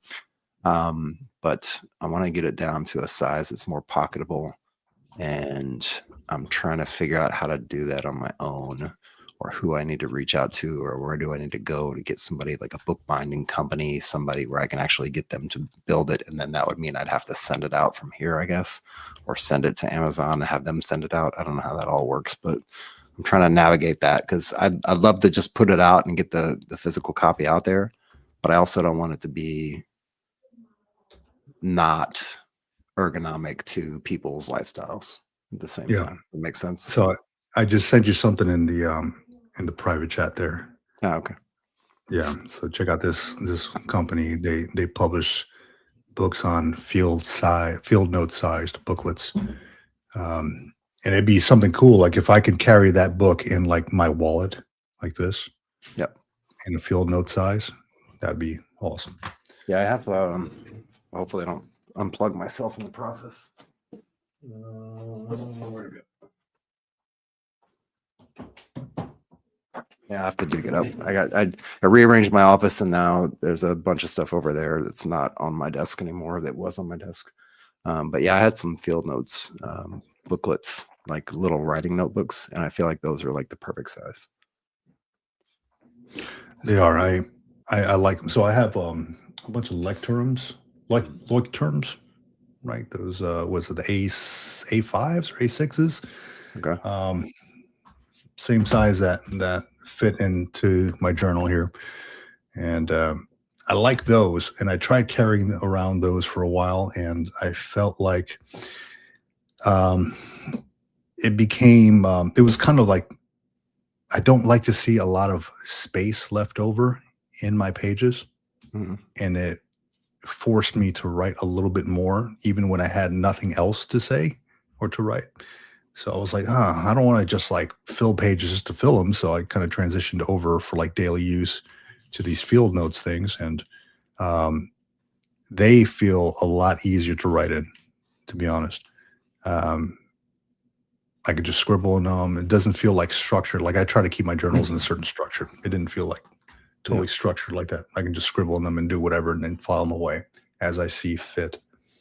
And what size are you using? Or is it like 4x6 or 5x7? Or are you actually using like the A5, A6?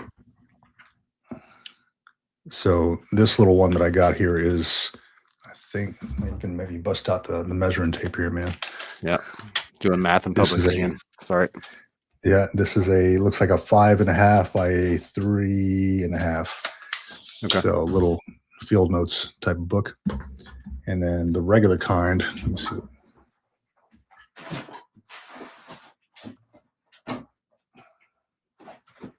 Let's see, I have a brand new one here. It's the A5 medium. A5. Yeah. Yeah. So the A6 is probably the A6 is smaller. The A6 is like it's like almost 4x6, 4.1 by 5.8.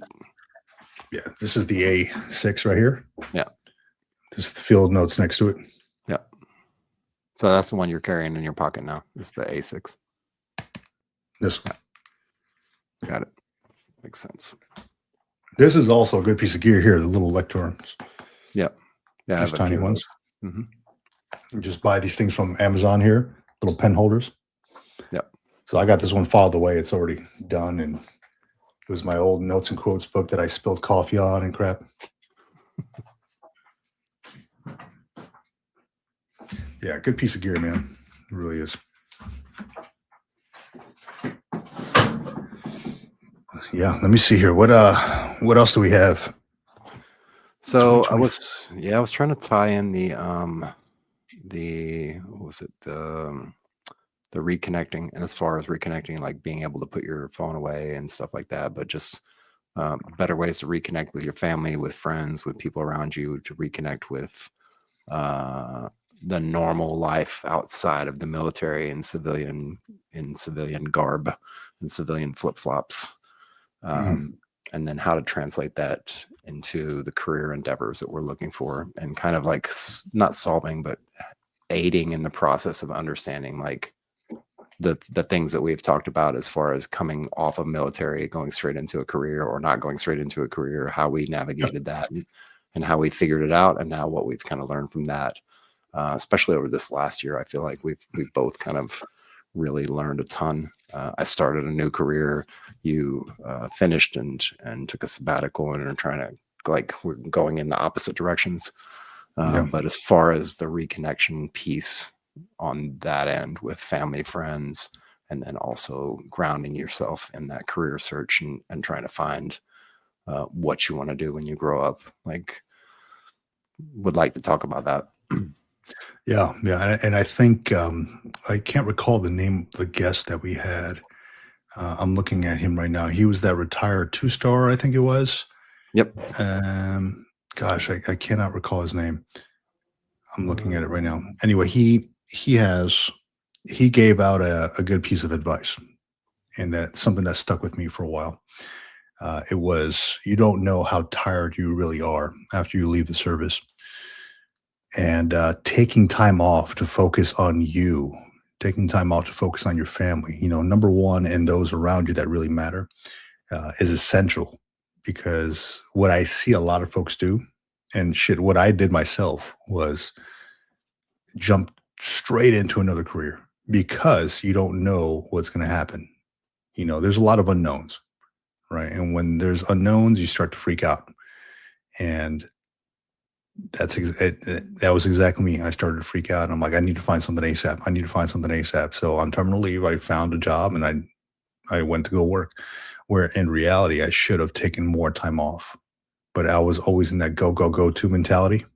Yeah. Like, gotta find my next mission. Gotta find my next mission. Where I continued on, and then it started to click in my mind, like, what really matters here?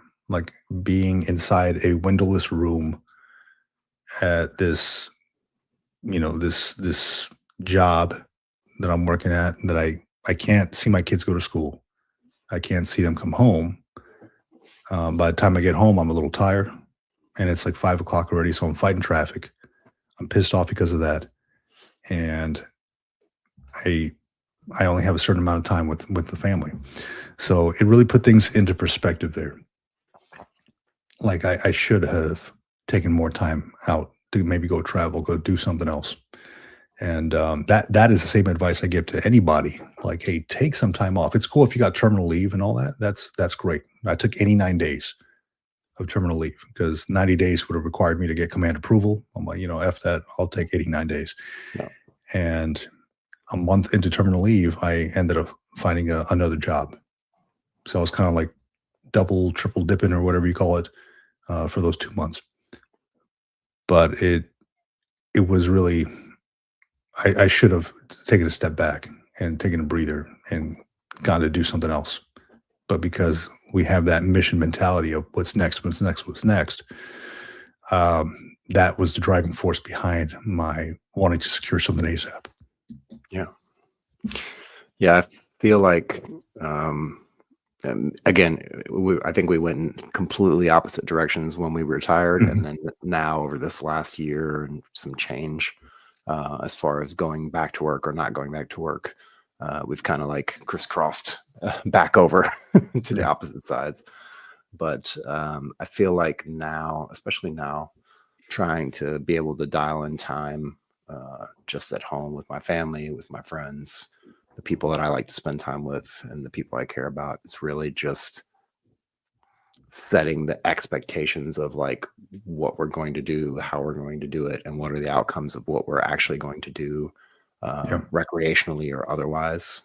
Setting those expectations like really, really, really low, and just saying, look, hey, we're gonna pull out a puzzle, or hey, I have a box of Legos that I want to sort through and separate all the pieces out and put them in separate bins. Like, you want to sit down and do that. It's just as fun as a puzzle, but in the opposite direction. Like, you're not building something, you're actually just taking shit apart. But just setting those expectations low and looking at it from the lens of the main goal is just to spend time, whether it's 1 hour, 3 hours, 7 hours, whether it's doing something, playing cards, going out and taking a walk, just sitting in a park, sitting somewhere, watching a movie, going to a movie, like those kind of things. And then it feels like if the expectations are set really, really, really low as far as what you're trying to get out of it or what you expect to get out of it, then you can just immerse yourself in enjoying that moment, enjoying that time, and really paying attention to the other people around you, and actually spending time and not worrying about like, okay, well, we got to leave in 30 minutes because our dinner reservations, whatever. Like, that's fine, but don't stress trying to force the family time, the reconnection time, and just let it kind of happen and just be there along for the ride and hang on and hold on to the reins, but don't pull them back all the time trying to steer the horse. Well, to me, it was a lot of, when I have too much white space, it gives me anxiety a little bit. Like, I need to be doing something, and I always feel like that. Yeah, I need to be doing something at all times, or else I don't feel like I'm being productive, right? And I think that's more so like the military mentality. Like, if you're not bettering yourself at every moment, you're doing something wrong. And that's been me for, I mean, even to this day, I have trouble. I'm kind of weaning myself off of that a little bit, trying to figure out what I want to do, taking time to do things, because right now I do have the time to do it. But too much time off. Like, when I was on leave for 2 weeks, on terminal leave for 2 weeks. And after those 2 weeks, I was like, man, I'm ready to do something, dude. I can't sit here and watch Netflix all day. And mind you, like, I had gotten surgery in my last maybe 3. It was a surgery I've been putting off for damn near, I don't know, it was probably 13 years. I should have got this surgery 13 years in. And for the sole fact that I just didn't want to be out of the fight and wanted to keep going, I put it off. And I probably shouldn't have, because it kind of messed me up a little bit over the years. Yeah. And but I got it done, in like my 19th year in. And so I was kind of like still feeling the effects of that. I wasn't as effective, and it was pissing me off that I was sitting at home at terminal leave. And I'm like, 2 weeks in, my kids are at school, my wife is at work. I'm sitting here. I'm like, I can only watch so much Netflix. I can only do so much gardening, or walking around the block and stuff. I got to do something. I got to have a mission. So that was that was always in the back of my mind. And just having so much time off was starting to piss me off. When in reality, I should have embraced that, because it was a blessing, dude. It was like, not everybody has that blessing to have that time off, to be equipped with, income, on a recurring basis, to sit there and think, to write, to do whatever you want, really. It was a blessing, and I didn't see it at that point. Yeah, I mean, I fully embraced the time off when I got off active duty. I really, really, really, really, and for whatever reason, it just happened to be that way. It wasn't like I was forcing it mentally, but I wasn't forcing it physically. Like, physically, I was going out, trying to get jobs, put in resumes, do interviews, work my network as much as possible. But the time that I did take off, I feel like in like, not knowing and then looking back at it 2 or 3 years later and being like, okay, yeah, that was a really smart move. That was a really good idea. It really helped things a lot. But not in every single way, because I still had that kind of itch in the back of my mind, was like, what do I do? Yeah. So it's it's a tough fine line to follow, and it's a tough kind of decision to make. But at the end of the day, like, I think what matters the most in this little speck, this little blip, this eye blink of a existence that we have on this planet is really just focusing on the people we love, people we care about. I know you do a lot of that with your family. You're constantly, you guys are going on trips, and Mhm. you spend a lot of time, like regular weekly date nights and stuff like that, which is inspiring to me as well. So yeah, I think it's just keeping in mind that the family unit, the people around you, the friends, the people who are really, really there, even the extended family and the extended friends. Like, we have people that we've talked, like we had a call with, Josh the other day, right? Yeah. The three of us, and it was an impromptu thing, and we just got on and just, we talked about the stuff we need to talk about, but we also reconnected a little, and it's nice to have those kind of connections and keep those things going, rather than just like say you're going to do something with somebody and then don't ever call them back or don't ever message them back, or those kind of things too. So yeah, those different layers of that onion of connection. Yeah. Yeah. And I'm grateful for all those connections as well. John, one thing I wanted to talk about a little bit Yes, sir. is travel. And over in 2025, I've spoken to many folks who have moved overseas, right? Either not just use Space A. Space A is cool, right? It's there for us if we need it. Minimal pay up front for the fuel surcharge. It's like $30 or something like that. You can travel damn near anywhere you want where the military is flying. Very good piece of gear. And with that, I will just put this little plug in there with Ebby Travels. Ebby Travels is somebody I've teamed up with for Space A, this Army captain who has created this whole thing, this whole network, this whole website on traveling via Space A. He's made it super easy to do, and I think he gives like 45 days free if you want to try it out. And if you decide to do like it, hey, use code Green Logbook, all caps, to get 20% off of your monthly pay or of your monthly fee. Ebby Travels. Anyway, the 2025, I think, was a year of kind of finding where I want to be, and I think a lot of it is surrounded by travel as well. I think in the next coming year, I want to explore a little bit more. And then you mentioned too, like with family and embracing that family time. A lot of it is traveling with family, and we just had our 19th year anniversary in November, my wife and I. Congratulations. Yeah, thank you, man. Thank you. And we went to Guatemala. I think I mentioned that a couple times on here. Very eye-opening experience to just kind of mesh with the locals out there, see another culture that I've more of a Mayan culture, right, that I've never seen before. They speak a different language out there, not just Spanish, but they have their local dialect as well. Yep.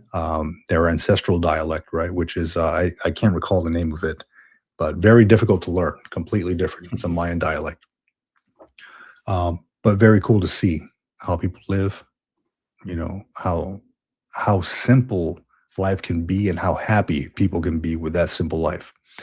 And it put things in perspective how, I come back over here to my house and I'm like, okay, well, I got a ton of stuff here versus like somebody's house that I went to, like our neighbor, the Airbnb that we were renting out there.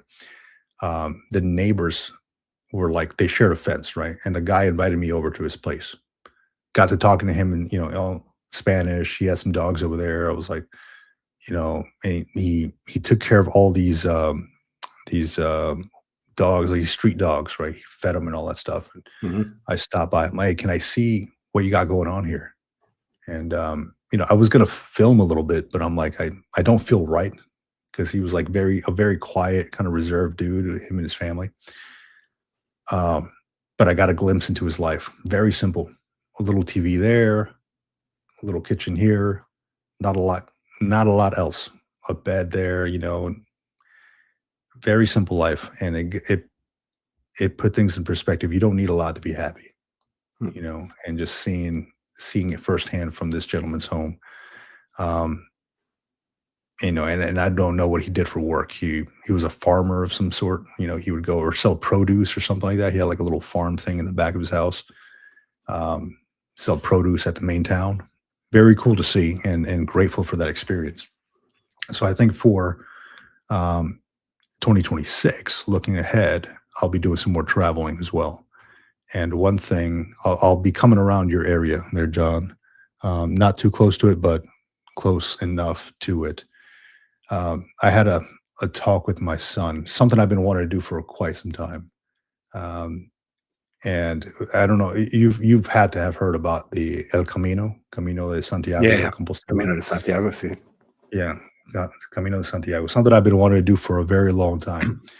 Pilgrimage, right? You can start it off. There's the Portuguese way, there's the French way, there's the original Mhm. way, like the rustic way and all that. The northern route, but the idea is to start in France and walk all the way to Spain, right, to the edge of Spain by through like the Basque region and all that stuff, which is cool because that's where my father's side of the family originates from, is from the Basque region. So I'll be able to kind of see that whole area up there, walk through the towns and all that. But the idea here is to, being that my son, my middle son, will be leaving. His idea is to leave to the Naval Academy in a few years, right? Which means Naval Academy. He goes away to Annapolis. Then after that, he goes away to the Navy. So really, I only have really a good 2 years with him, before he goes off and lives his life.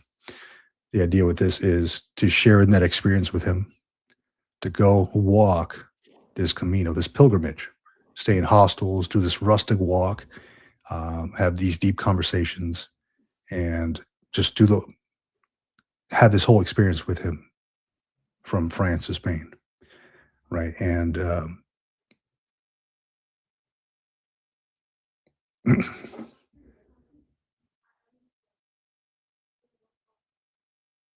yeah, so that's the plan for 2026. That's the plan for 2026. Just kind of do something with him before he takes off, and I don't know when it's going to happen. Most likely during his summer vacation. Yeah. But it's going to be awesome, dude. I've been watching videos nonstop about it, looking at packing lists and all that stuff, and can't wait for it, man. Really can't. Yeah. Yeah. It's and thanks for sharing that. I mean, that sounds like you were getting to a point there. It is a very emotional thing to see your kids take off and do their thing, Mhm. and to leave the nest per se. You do have an older daughter as well, as like, but I she's do, still yeah. She staying goes to around the college house. here. She's Yeah, staying. she goes to college here locally. Yeah. So at least she's around there. But yeah, I do have a great book for you, and I'm not sure if you've read it or not. And I have to look it up really quick. But yeah, that is something that I would really, really enjoy doing. It's just a matter of being able to now having a job, being able to take that kind of time off to do that kind of thing. I've always had it on kind of like my radar of things to check out. Yeah. So I definitely think you'll enjoy it. I think it'll be very therapeutic. I think you'll maybe unlock some things on that journey, because it seems like, I mean, you're not completely disconnected from the world, and we have cell phones and all this stuff, right, as well. But Right. but you do get to see the world from a completely different perspective. And then also, like you said, along the way, there's like hostels and sometimes it's Yeah. like somebody's like literal house or barn where they just Mhm. take in the travelers, and they all know because they do it every year. So they just, Yeah. it's part of the It's part of the culture. ritual for them. Yeah, not Yeah. just for the people who are taking the Camino, but also the people who are along that path, that they just understand that there's going to be people traveling through, that a lot of those people have offered up their homes and have offered up their living spaces and Yeah. food to people for years and years and years and years. So I think it'll be a really, really interesting journey. And maybe this is a book that you can add to your list as like a Yeah. spoiler 2.0. The guy's name is Kamal Ravikant. So Oh, yeah. Ravikant. The name of the book is called Rebirth. And essentially, it's just his journey of taking the Camino. And I think he did it over 3 months or 4 months or something like that. You can do these extended ones that are like really, really long. So I think he did a 3 or 4 month Camino one year. And I got to actually meet Kamal, met him in New York with a couple other friends and talked to him for a little while, hung out for a little while. Really, really cool dude, really interesting dude. His brother, who is a book you've read and recommended on the show already, is Naval Ravikant. Naval, yeah. Yeah.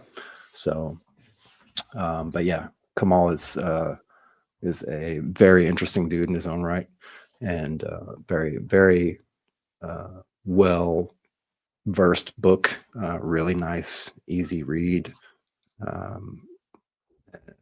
Gives you a good perspective on the thing that we kind of touched on at the very beginning, like being able to embrace the sublime, embrace your surroundings, get closer to who you are as a person internally, externally.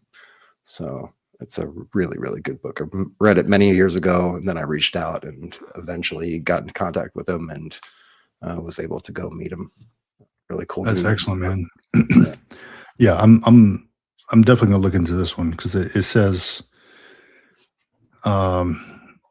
based on I'm looking at his book. It says based on the author's experience of walking the legendary Camino de Santiago and told in the tradition of Paulo Coelho, which we know is the Alchemist, right? Yep. He wrote The Alchemist, and Mitch Albom, which I think he Another wrote great author. Tuesdays with Morrie. Yep. Tuesdays with Morrie. Another great author. Another great one, yeah. Rebirth is a beautiful fable about forgiveness, synchronicity, and the unexpected adventures that reveal who we are. Yeah, I've most of the people that I've seen, I don't know anybody who has walked it. Right, I've only seen what I see on like YouTube or something, but everybody comes out. At least what I've seen comes out with kind of like a deep understanding of something else, like some, different people have different reasons why they walk it, right? I put a book on my list because I have a lot of questions, right? A lot of questions about religion, and I just feel like I'm lost a little bit. So I'm like, okay, well, I need to kind of pinpoint what exactly I want to believe in, what I do believe in, and for me to feel completely whole. So there's a lot of questions. There's a lot of, though I found that spiritual piece, there's still a lot of black holes in there somewhere that I need to fill in, and I don't know how to. So I think this is a big part of it. And I'm glad you brought that up, man. This is definitely going to add this to my cart here. It may even make my 2026 reading list. Who knows? Hopefully it does. If it doesn't, either way, it's a great book.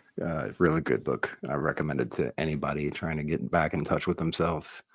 Super, super good book. And like I said, Kamal's a really amazing human being. So yeah, it seems like it. I mean, if he's anything like his brother, and his brother is kind of the almanac of Naval Ravikant, fucking dude, that if you've not read that book, holy crap, man, it's really good.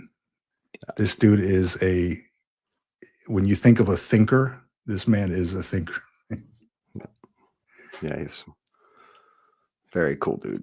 Very cool. Yeah. Dude.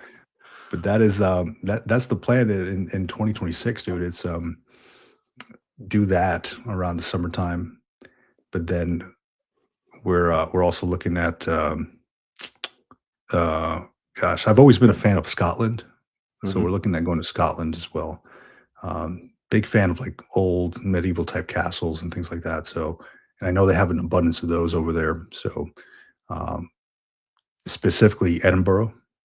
So I do love that. I know Tony Slaughter put something in here in the comments. You should visit places of the Battle of Tours. The Battle of Tours. Battle of Tours. Just writing that down. on my list as well. It may not happen in 2026. I don't know, but maybe since I'm already around that area, I want to go to Bella Woods. Um, there's an old Marine battle out there, so I've always you can drink from this fountain, the Bella Wood fountain out there. Um, there's always photos of Marines doing that. Some folks in uniform, some in not. But that may be on my list as well. I'm not sure. Being that I'm already out there, might as well do something. Yeah, that's right. Yeah, that is right. Says Charles Martel held back the Islamic armies. Yeah. Huh. I love that. I'm gonna check that out, man. Yeah. History. Yeah, one place I wish I would have went to that I didn't when I went to Greece. I'm a big fan of like Spartans and reading about them, and I read Gates of Fire before I went out there, and I wish I would have gone to Thermopylae. Yep. To see where that battle would have took place. You know, if you ever watched 300, the Battle of the Spartans, you know, against who they fight, the Persians. Yep.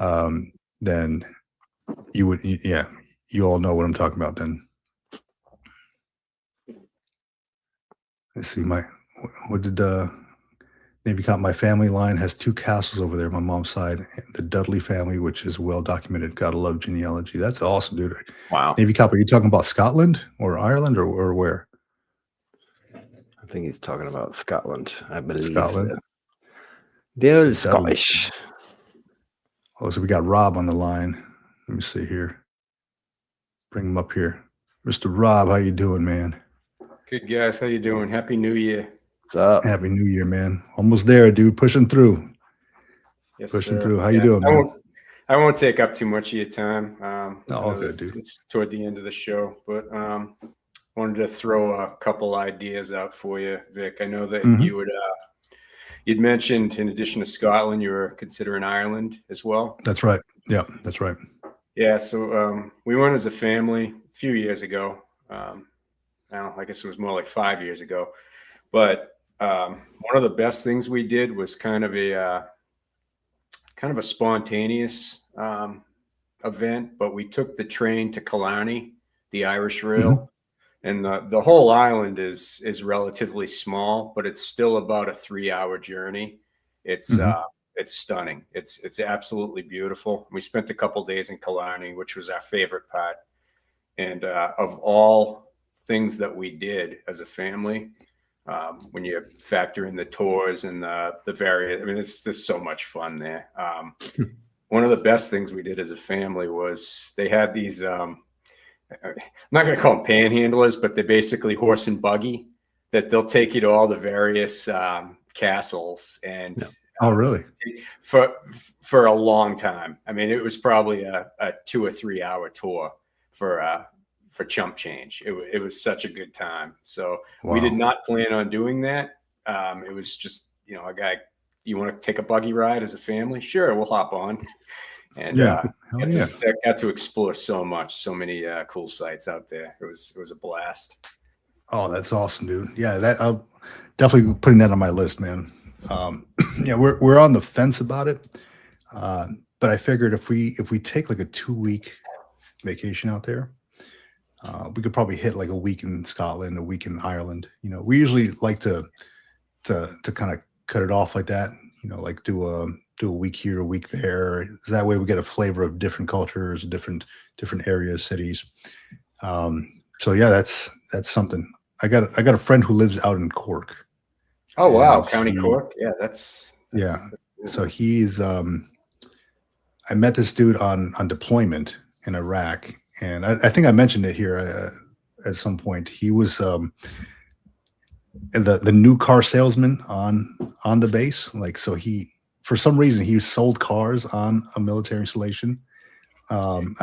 If you're deployed, maybe you've come across these guys, but we played soccer together out there, and we played, real cool guy, Irish dude, right? Obviously, and we played against like the Nigerian army and all these other armies, the British guys that came by, and then he's like, "Hey man, if you're ever like in Ireland and Cork, man, come give me a holler and let me know."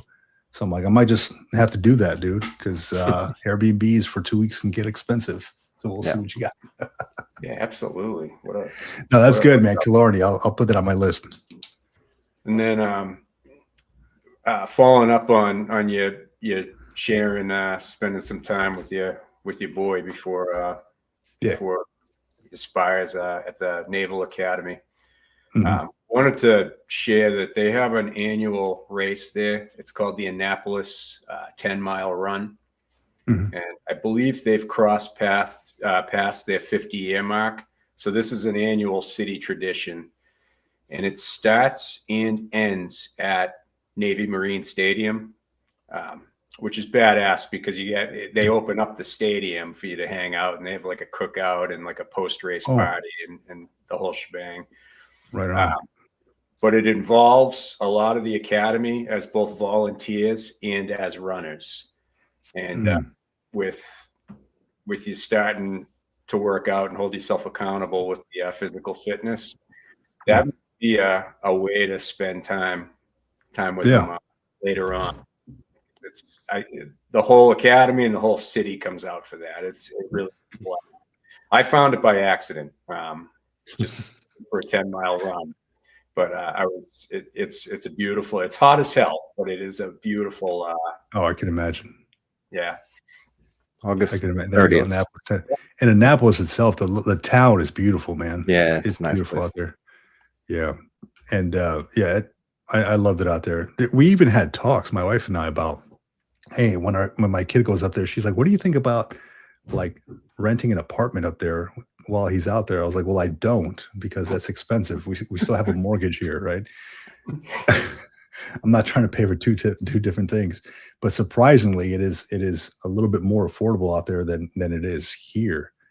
And there's when she mentioned it to me, I got to thinking, I'm like, well, they got like these universities out there. There's like a liberal arts university out there. I can't remember the name of it. I'm like, I could just use like my GI Bill and go to a school up there and get the housing allowance and just get a place up there, I suppose, right? Rent my place out for the time being. But how often would you actually see your kid who is going through all this training every day? Not very often. Probably, yeah. At least in the first year or two, I would suppose probably not much. I think that's when it's probably at its toughest. I don't know from experience. I enlisted, but I do. One of my mentors, his son is in his last year at West Point. But I did get to like every holiday, and they do have their particular leave periods that they come back for a couple weeks. Right. So I did get to see him kind of grow through the process, and I feel like every time I've run into my friend, his son's been there. So I don't think. I'm probably optimistic. I don't think it'll be all that much different for you than a normal kid going away to school, like a normal experience. Yeah. I've not experienced that so far because my daughter, like I mentioned, she's in college here, so she's here, right? She's going to school here locally. She lives in home with us. So, the only thing I can think of is that he's going to be bettering himself. Going to do something productive. So I'm like, yeah, good on you. It's not like you're freaking leaving forever, right? You're going to be here. Yeah. And I told him, hey, look, if you can, try to get stationed in San Diego so that way you can live with us and pocket that BAH, dude. That'd be awesome. But yeah, no, it's exciting times. And I can only imagine like what my parents felt like when I went away too, right? I was so like dead set on going away. I got to get out of here.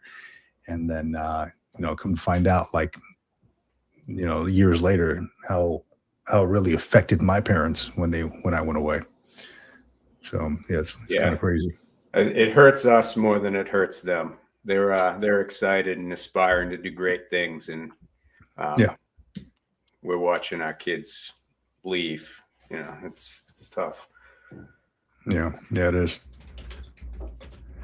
Let's see here. Sorry, just texting somebody. No, you're good. Getting all messages from all sides here. And if you don't know, if you've just tuned in or you're just tuning in, below on the screen is a little ticker tape, not stock prices, but all the subscribers to the channel. I think I've circulated through it about 2 or 3 times now. So just want to make sure that we allocate that space for every single person who has a publicly viewable account on YouTube who subscribe to the channel. A shout out to everybody on there, especially the folks that I've met in person or Vic's met in person who have subscribed to the channel. It brought back a lot of memories putting the list together, trying to put all this together and stick it in here so we can have it scrolling by. But just looking at the names and remembering like, oh, that was the date that they subscribed. And like we had a conversation maybe a week before that or a few days before that in person. That was really, really nice to take a little kind of side path walk down memory lane. But definitely want to give a shout out to everybody. Thank you for supporting us in 2026. Hope to see, or 2025. Hope to see you again in 2026 as well. We really, really appreciate all your support, all the love, all the comments, all the notifications that pop up on the phone at weird hours of the day and night. And enjoy getting into those comments and writing me back directly. And now recently putting up a couple voice messages. So if you do comment on any of the videos or you have any questions about space age travel or any of the stuff that we talk about on the videos, you may or may not get a voice message back in return in 2026. Yeah, man. And yeah, we ain't going nowhere, dude. I'm planning on going full force on this stuff. Yeah. Seeing how it can grow, seeing where it can go, you know, connecting with folks. I've got a couple of things in my cart right now. I'm afraid to press purchase because for one, I'm thinking ahead here. I'm like, I don't want to friggin' put the cart before the horse here, right? But no pun intended. Yeah, right. Cameras, I got microphones, I got lighting gear, a Pelican case, for the sole fact that I want to get out there and do like in-person interviews, and I'm willing to travel for it. Right. I don't know how I'm gonna be able to fund that, but we will see. You know, time will tell. I just gotta press freaking purchase here. My hand's trembling as I'm doing it with the you seen a comma there. You want a fresh set of eyes on that Amazon bucket list before you push the button on. Yeah, I might. You might not need all that stuff, man. I might not, right? There's like a Pod Track P4 on there, so. I don't like this one. You got one? Yeah, this one. That's my go-to until I decide to stick the money in and go get the other one, the new video switcher with all this stuff on it. And yeah. Fully automate on this side, but I'm not ready for that yet. I like this little guy. He's travel ready, working on batteries. Yeah, I like that. I was looking at one of those there, and I already reached out to, or I had a guy reach out to me from a VFW up in North County from where I am here. And he's like, hey, come by. We'll talk a little bit about the VFW. A lot of old dudes here that can share the stories. Yep. And had a conversation yesterday. I think Boston, I don't know, Rob, I don't know. I can't recall if you were on yesterday, but was talking to Mario about it, AKA Battle Bean. And we're talking about the VFWs, right? VFWs and how potentially they're not tapping into the GWAT era folks as much as they can be. And it kind of sparked an idea here. I'm going to get a hold of some of this VFW leadership to see about this. Potentially a way to do that is to remove the bars. I'm not a big drinker. I don't know many GWAT era folks that are big drinkers. You know, I know a lot of Vietnam era folks that are big drinkers. I like to congregate out there, you know, at the VFWs. But if they want to tap into the younger generations per se, you know, maybe the bar isn't the go-to thing. And my idea behind this was maybe incorporate something like maybe video game challenges or something like that, TV screens or something like that. I can go in there and I'll play some Call of Duty all freaking day if you let me at a VFW, you know, like, hey, look, come in and share in this. If you want to join this competition, it's a $5 buy-in or whatever. Maybe that helps pay the rent. On top of that, I have been contacting several VFWs around to see about, hey, if I go up that way to interview somebody, can I use the VFW for maybe like the back room or something like that, or have like a table set up where I can set up 2 microphones and do a podcasting thing, and maybe something like a podcasting studio or like a YouTube studio, because it seems like everybody has a freaking podcast these days, right? And I know, I mean, speaking from experience here, veterans want to share the stories. I firmly believe that everybody has a story to tell, and veterans are good with sharing those experiences, those successes and failures and things like that. I'm like, why not, have like a studio set up, maybe sell like studio time or something like that to pay the bills. I'd pay for that, like a legit studio in the back, somewhere to hang out. And there's a VFW nearby that is actually changing the whole thing. They removed the bar. The new commander, he's a retired Navy SEAL. I reached out to him yesterday, and he essentially removed the bar from the VFW, and he's making it this whole holistic wellness center. So instead of being a drinking culture, now it's kind of like a togetherness type of. I don't know exactly what it is because I've only just read it yesterday, but a holistic wellness culture, more of, I think, what we need versus the whole drinking thing. Yeah, I mean, even growing up, they used to rent the spaces out for like Sweet 16 parties and various fundraisers. Somebody else that called in yesterday or logged in yesterday, I'm drawing a blank on the name. I was listening to it on the way. I had a long drive yesterday, so actually I was tuned in, but more so as an outsider. But mentioned that the one near him has since turned into a pizza shop. Oh yeah.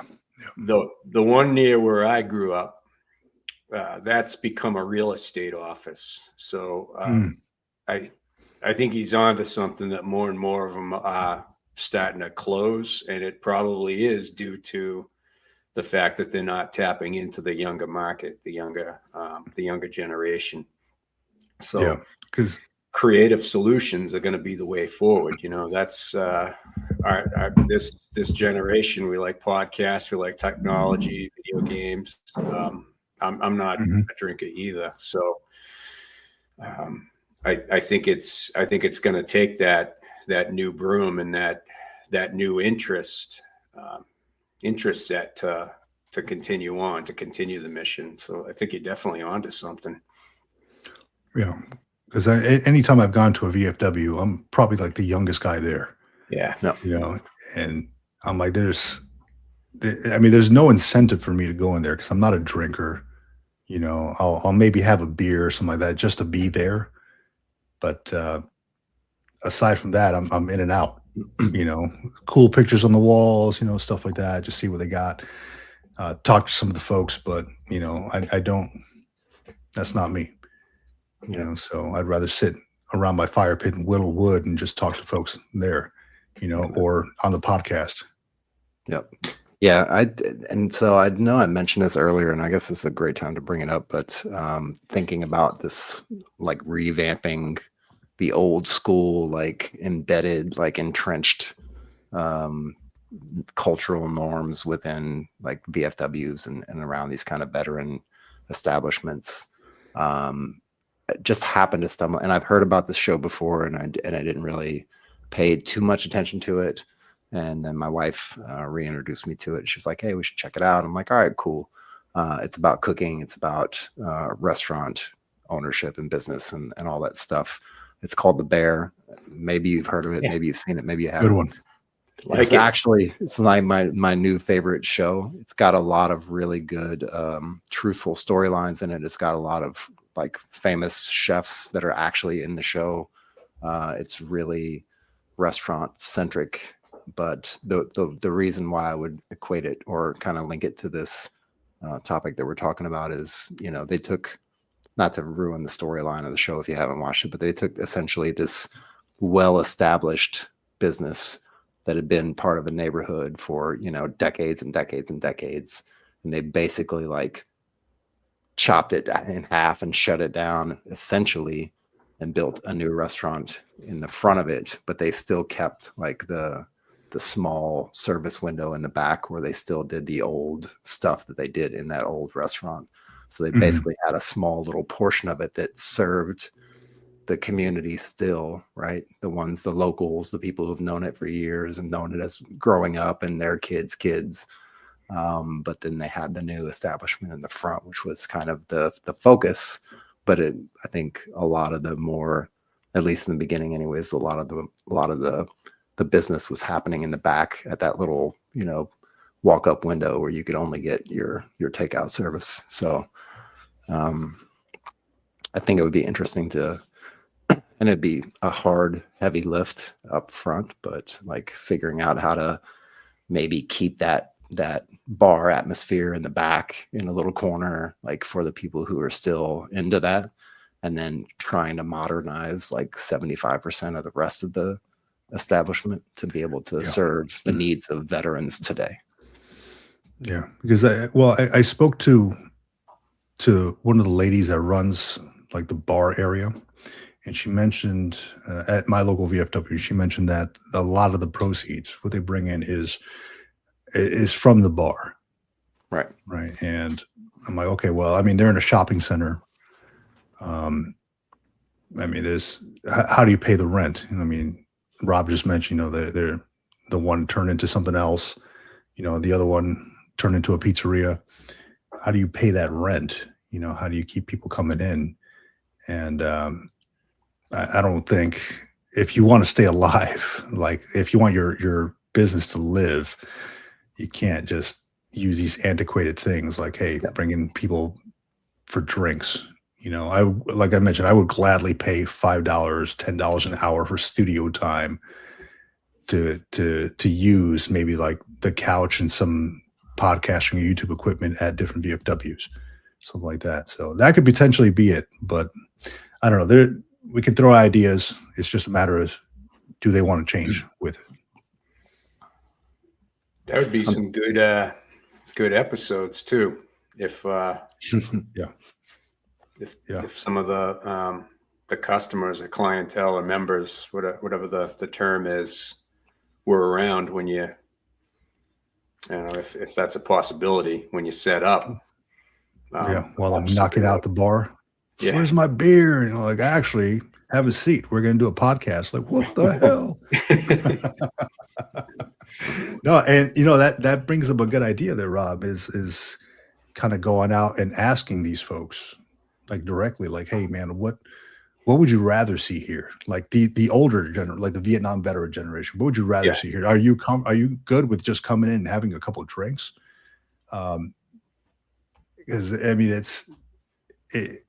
the one that I go to, they had mentioned that there's like the deputy mayor goes there to have a drink every so often, like just to get away from everybody, because he doesn't like, he's kind of well known in the community, right? So like he'll just kind of go into the VFW and just hang out there. That's cool and all, but I'm like, what if we just do like a small, like little speakeasy in the back or something like that, and just have everybody go in there, and then if you want to drink, but if not, come out there and just hang out. I feel like maybe like a coffee bar or something like that, just kind of hanging out with couches, maybe some freaking cool music or something like that, would be more my style that I'd rather go into versus, hey, here's the bar, the first thing you freaking see. And then these like Vietnam vets who, I don't know, maybe they don't feel welcoming, maybe that scenario does not feel welcoming to everybody. So that's why they're losing clientele. I feel like they would get a little bit better response from today's generation if they kind of leaned on, like, we have a thing in the Army called the BOSS program, the Better Opportunities for Single Soldiers. I'm sure it's the same across all the forces. Like a kind of a combination of that and like the USO lounge, and kind of like merging those two things together. Because if you go around the world, right, as veterans and as active duty folks, like, that's one place that everybody recognizes as a USO lounge. Like in any single airport you've ever been to, pretty much around the world, right, or at least in America, and then in the overseas like terminals where they do space age travel, there's usually a USO lounge there, and it's usually pretty universally known that they have books, they've got snacks, they've got drinks, They've got a place where you can watch movies. They've got some video games set up, generally speaking. Small amenities. They got a place where you can store your bags or your stuff or whatever. If you could take those two things and like merge them together and figure out like what works best for a little bit older generation, maybe not the 20 to 30-year-old demographic, but a little bit older, like the 30 to 40-year-old demographic, or even, merge it all together. I think you could really get a hit with something like that, because that, to me, that seems to be one of the more popular, like veteran-centric places is a USO lounge, because everybody universally knows it. You've always got what you need there. It's always generally great service. It offers a lot of opportunities for volunteers to come in and do work as well. It's just an overall win for the community, for the veterans at large as a whole. Yeah, I like that. Because nobody really bugs you at the USO either, right? Like you're kind of like OFP. If you want to talk to somebody. You got couches, you got a TV there, a place to chill out, snacks in the back if you want, coffee, soda, whatever. I like that. I like that. Maybe have like a library in the back somewhere. Yep. Comfortable couches, go chill out. Yeah, it's got to be a welcoming place, man. And I mean, maybe if I was in my 20s, a bar would be welcoming. Yeah. But yeah, that's not the life I live anymore, man.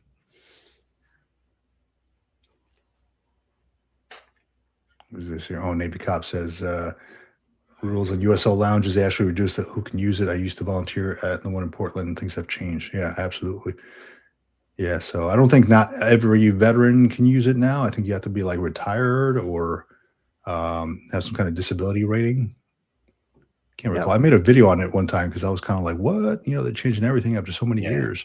Yeah. Yeah, I mean, the crazy, VFW the same way, is you got to have membership to the VFW to be able to use it too in most cases, right? I mean, you can go there for special occasions and stuff like that, but generally speaking, you got to have a membership to the VFW. It says, I believe retirees are no longer welcome.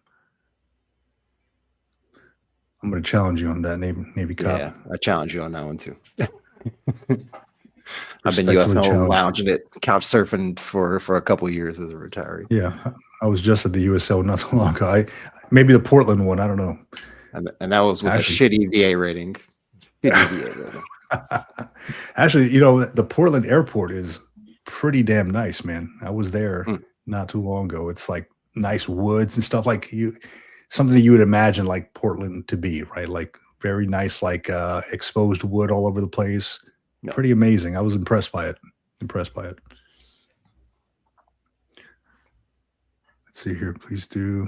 I could be wrong, but I did hear some complaints about the changes. Yeah. There's always going to be some changes, man. Maybe he's right. I don't know. I got to look into it. Yeah. So, Rob, man, I got a question for you, dude. Yeah. But what's the best piece of gear that you've purchased in 2025 that has helped you? Well, before yesterday, I would have said the Ridge wallet, which is what John brought up. But there you go. Yeah, that thing. I was pretty sure that was gone, and it's not until it's missing that you realize like how much of your life is in that. I guess there's two things that are going to carry everything that you need: your wallet and your phone. Exactly. Yeah. My phone is too big to lose, but this compact, great, economically feasible wallet, that thing went for a hide and seek voyage, and I looked in the crack between the glove or the center console in my truck about 35 times, back and forth, rocking, swearing, kicking, the whole 9 yards. Oh, and it was probably 6 inches of snow as well. Nice. So I'm like, I'm trying to like go through all my shovel piles and everything. And my wife goes out there calmly and she says, I can see a barcode, which was my my VA healthcare card. Right. and picked it up. So besides that, I've loved the wallet. It's great. But she's already ordered me that Apple Card that you mentioned, because I went up and talked about it. No. And, yeah. Which one? The little already ordered. This thing here? No, it's actually like a credit card size card. that does the same function as an AirTag. Oh, okay, Exactly okay, the same gotcha, function. got it. Yeah. Yeah, that's I'm gonna have to check these out, man. I'm kind of falling behind. I'm gonna have to check out this Ridgewald thing. I'm a big fan of like the leather stuff, so I have They do have trouble a leather switching over version. to like. They have a leather version. Yep. Oh well, damn, they got everything, huh? Got They him. might get me. They might get me. Another piece of gear office. Oh, What's go that? ahead. I'm sorry. No, go ahead. Go ahead. What's up? I was just saying another piece of gear I got was a subcompact drill. It was actually a drill and flashlight combo. That's been great. I got that at the beginning of the year to do a couple of home improvement projects, and I've since pulled that out for just about everything that has a nail screw or any kind of fitting. But it was lithium. So it charges long and charges it lasts for several hours each one, but from Rigid. I'm very happy with it. Very nice, man. Yeah, that's a must if you got a house, dude. The amount of repairs that going from a place that I rented where I would just call like the people, hey, got to fix this, to owning your own place is there's a ton of repairs. You got to keep up with it or else it just kind of crumbles on you. Good piece of gear, man. I like that. I have I think like a DeWalt drill that I got a while back. It's just kind of sitting there, but every so often I'll take it out. I know John also mentioned that. Yeah, the DeWalt. Yeah. Yeah, I got it probably close to 30 years ago. So it was top of the line when I had it, but technology's changed. It was tough to even find like a battery replacement for this particular model. And it just wasn't, they've surpassed all the, I didn't have any more use for it. So yeah, that's how it is. You got to upgrade it as you go along. Yeah, man, that's good piece of gear. Tools, dude. I was doing like I went through a rabbit hole of looking at these tools. I'm redoing my garage. Like right now I got these like steel shelves that I got from like Home Depot a while back. And I put all my totes in there for like Christmas stuff, Halloween stuff, travel gear and all that.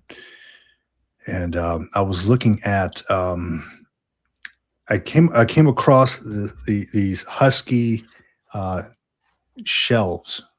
It was like the big gear, like with all the drawers and all that stuff. They black and yellow. No, it was they usually come in like red, but like the big or like the Craftsman or whatever. Like it's got the drawers, it's got the shelves, it's got the pegboard all in one, right? That goes in your garage. But I found one that was matte olive drab, like green. Yeah. And I'm like, I mean, it's a pretty penny too. It's like $1,000, but like for this whole unit, I'm like, man, that would look insane under my flag on there that I have in the garage.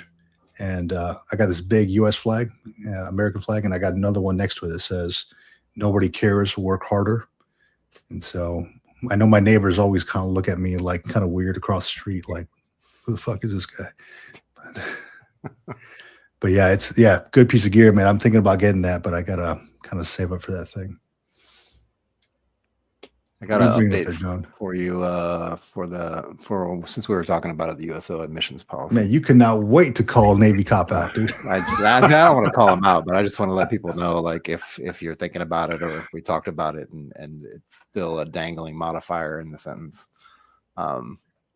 It looks like only ID card holders, and that includes retirees. If you are a 100% disabled veteran or other members of Human Foreign Services, including veterans who are not disabled veterans and not retired, these groups are not permitted to access USO centers, as our primary purpose is to support currently serving military personnel and their dependents, which kind of sucks. So that's kind of a great reason for the damn VFWs and people to pick that ball up and run with it a little bit, right? Just saying, just throwing that out there. Yeah, and I wonder why that is. I mean, is it for like maybe it's to keep the finances down? Because I mean, you don't have to pay to go into the USO, and you don't have to pay for like the stuff that you use, right? Yeah. Is it to keep like the cost down, maybe? I imagine it's part of their charter as a nonprofit and part of their bylaws. I think that's where it could come into play, because eventually they got to report back to whoever is in charge of the, the group and the board of the committee and all that, board members. Yeah. Who have to set out all the stipulations for that specific thing. I'm not an expert at nonprofits, but I'm sure that's part of it. It's like there's specific stuff that you put in the bylaws, specific resources have to be allocated specific ways, and then there's the rules that you got to kind of follow to guide that. And if you've got that set in your charter, then I think you got to kind of follow that legally by at least with the U.S. government and tax codes and stuff like that. Mm-hmm. Yeah, and they usually, when you go in there, they usually make you fill out the little iPad or whatever. Yep. Your name and rank and retired, what status and all that stuff. Yep. So all that stuff I assume gets reported somehow. Mm. Yeah. No, I love the USO, dude. I go in there and I leave my bag in there every so often when I have a long layover. Yep. And if they're in my terminal, or like my kids go in there and they're like, oh, chips and drinks or whatever, so that's a good time. I've given a little coin to the USO there, the one here locally, and they got it up on the wall and all that. So that's very cool. Yeah, I love what they do, man. But it sucks that they changed their rules. But again, like you mentioned, it's a good way for the VFW or somebody else to pick up on that, because you got these folks who are kind of floating around like, hey, can I belong to something? Well, who are you going to go to? Yeah. Yeah, man. What's the nicest USO you've been in, if you can recall? The nicest USO I've been in, I've not been to too many. Me neither. Let me see here. I know I've been to the one here in San Diego a couple of times. That one's pretty nice. Gosh,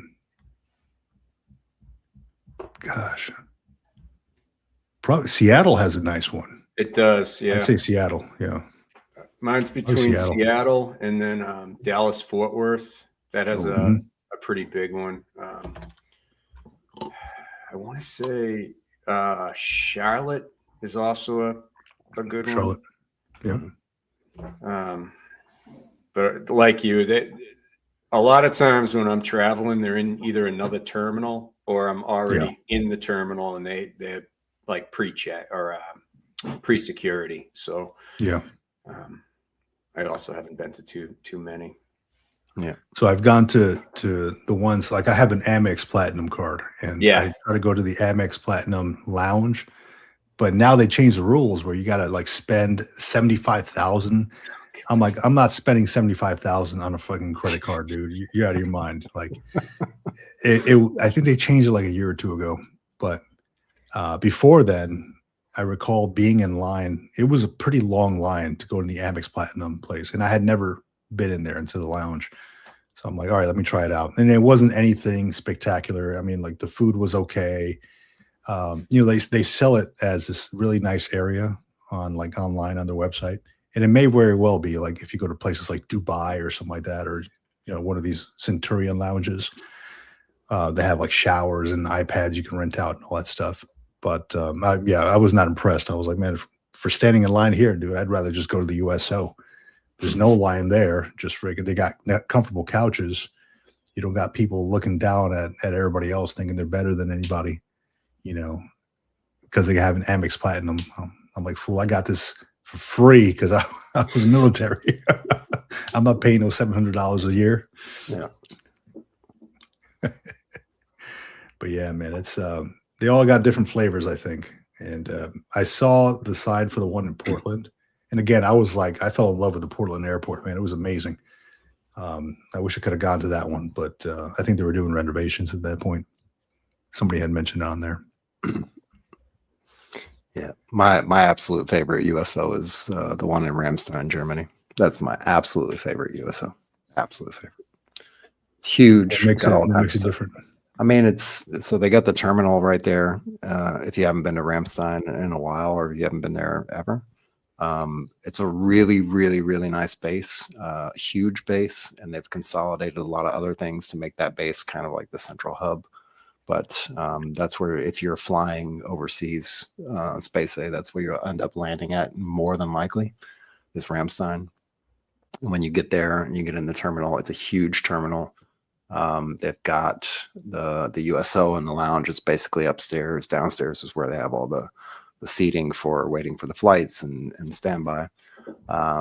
But they've got, or at least they did, they had a sandwich shop up there already built in to the floor.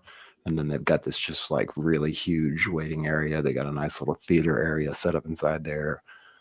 They've got tons of snacks, lots of good things to eat, and just a really cool place to chill, especially if you're waiting for standby flights. It's really nice to be able to do that.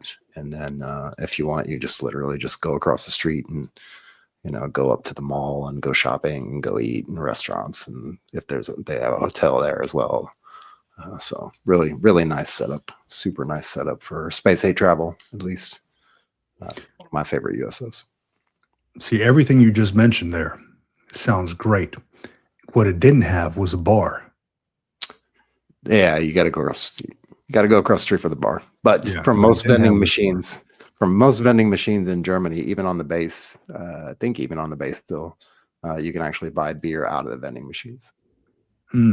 Just like in Japan, you can, like, it's a very honor system type thing. Like they have beers on like the sides of the road, like little neighborhoods. Yeah. And I'm like, I'm wondering, like, well, what's keeping kids from buying this stuff? But nobody really does. Nobody does. I've never seen a kid buy a beer out there. They don't want the shame that comes along with it. Yeah. Question from Tony Slaughter: is Space A in Oki? They definitely do have Space A in Oki. I've taken it myself. I've gotten caught out there in a typhoon.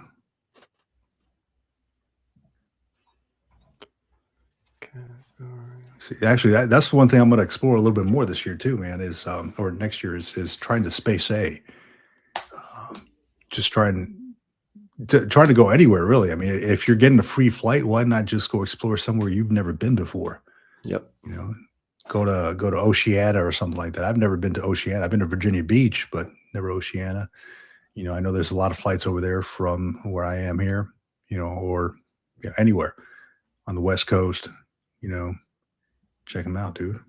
Yeah. Space A is huge. Big benefit, man. And I think it's like $30 to fly for the fuel surcharge. Not more than that. Yeah. In a lot of cases, it's free depending on the bird you're flying on. But they canceled the Patriot Express, didn't they? From Seattle to certain locations. Yeah. What about to Europe? Yeah, the ones that go to where I'm at, they've canceled those. Damn. See, all the good spots. Good spots. Yeah. Dang. Unfortunately, yeah.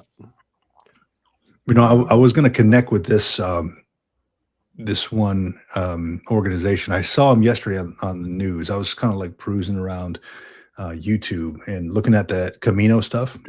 Yeah. And here, let me share it on here on the screen.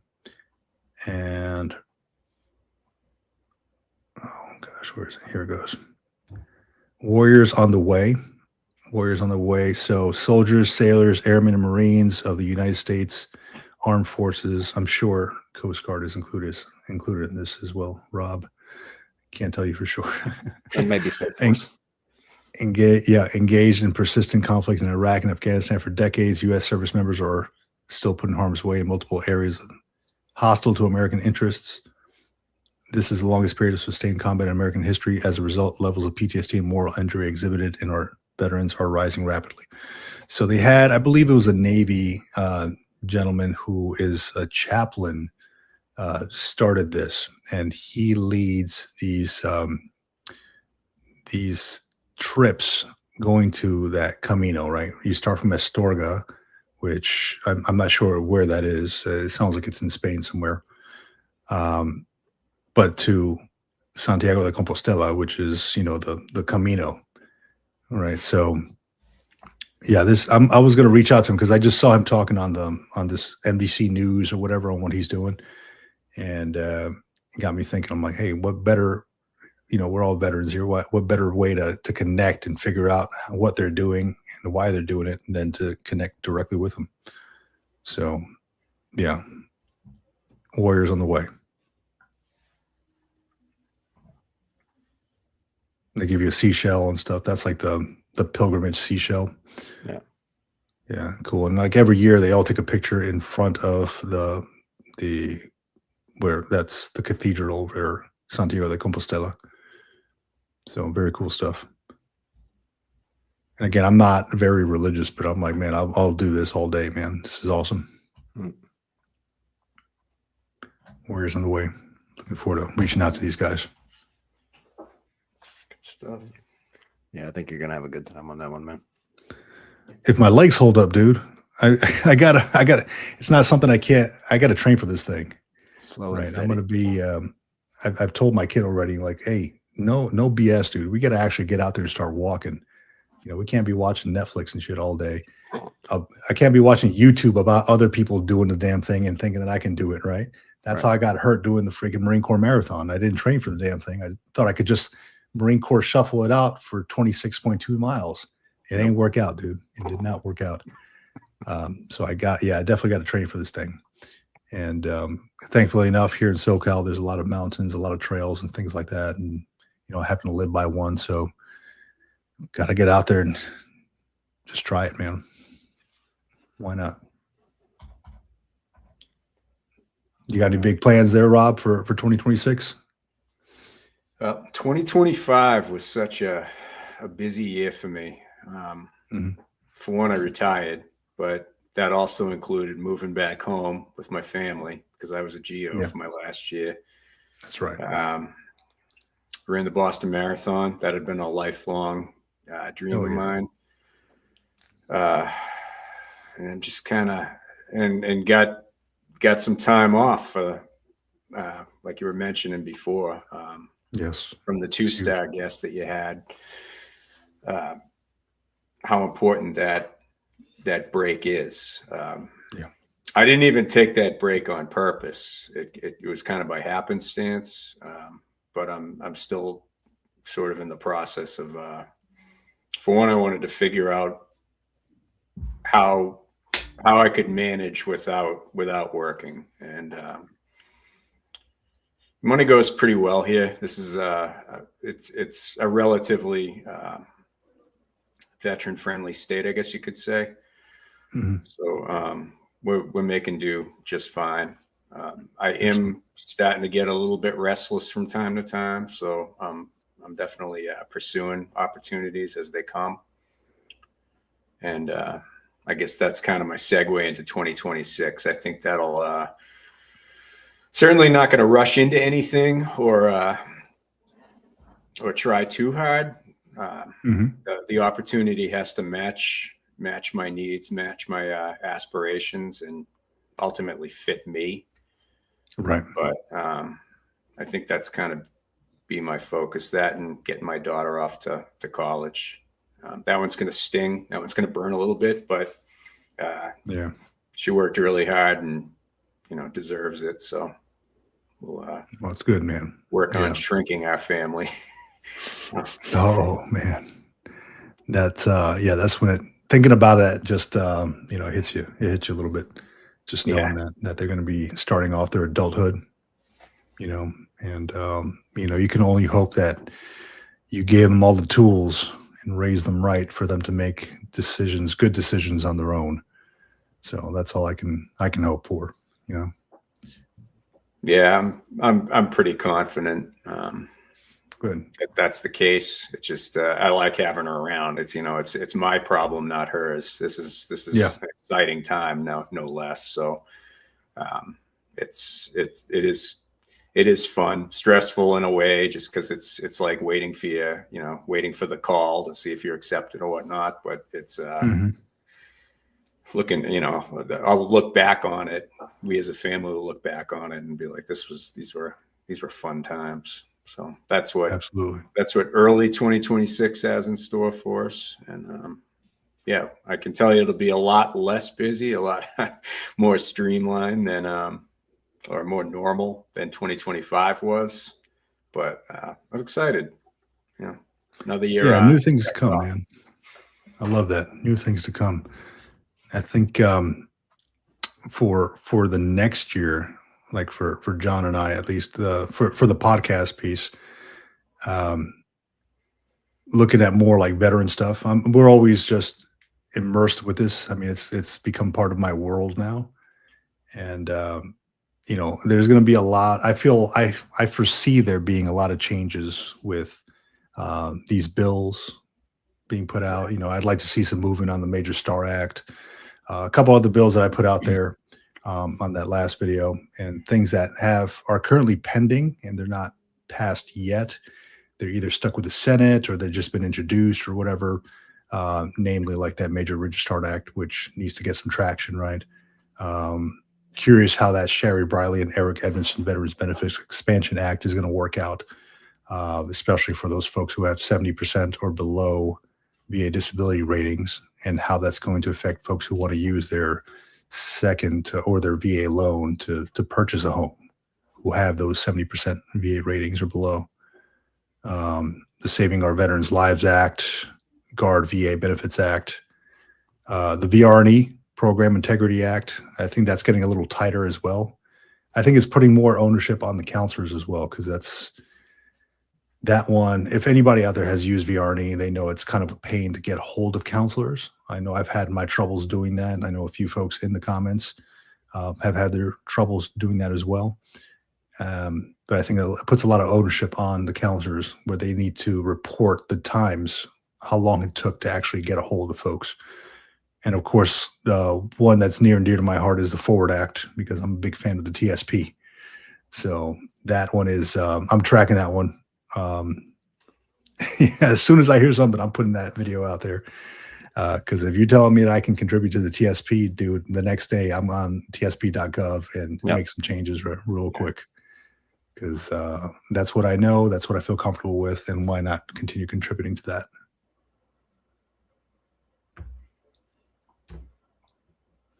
You aren't going to believe this. I'm in the hospital. Georgia Joe, man, everything all right, dude? You stub your toe or something else? You know, hoping it's something minor. Yeah, man. Hope you're doing okay. Jesus, that's not a good way to end the year. No. Well, also don't feel compelled to live stream, to join the live stream from the hospital bed. Yeah. Only if you're up to it. Oh man. Hey, give me a second, guys. I'll be right back. Okay. Yeah, we got another comment here from Navy Cop working in the background. Just finished loading the 2025 CNO professional reading program list into the Buddy Check books section. Waiting for the 2026 list to come out, no doubt. And if you don't know what we're talking about, the Buddy Check project, that is by Navy Cop. That's his thing. That's his jam. And yeah, that's the way it goes. So, oh my. All right. Well, I think I'm going to see if I can pull this down, and maybe Vic will be back in a hot second. We got Georgia Joe on the line. We bring him up here to the stage with us. See what's going down. Let's see what's happening.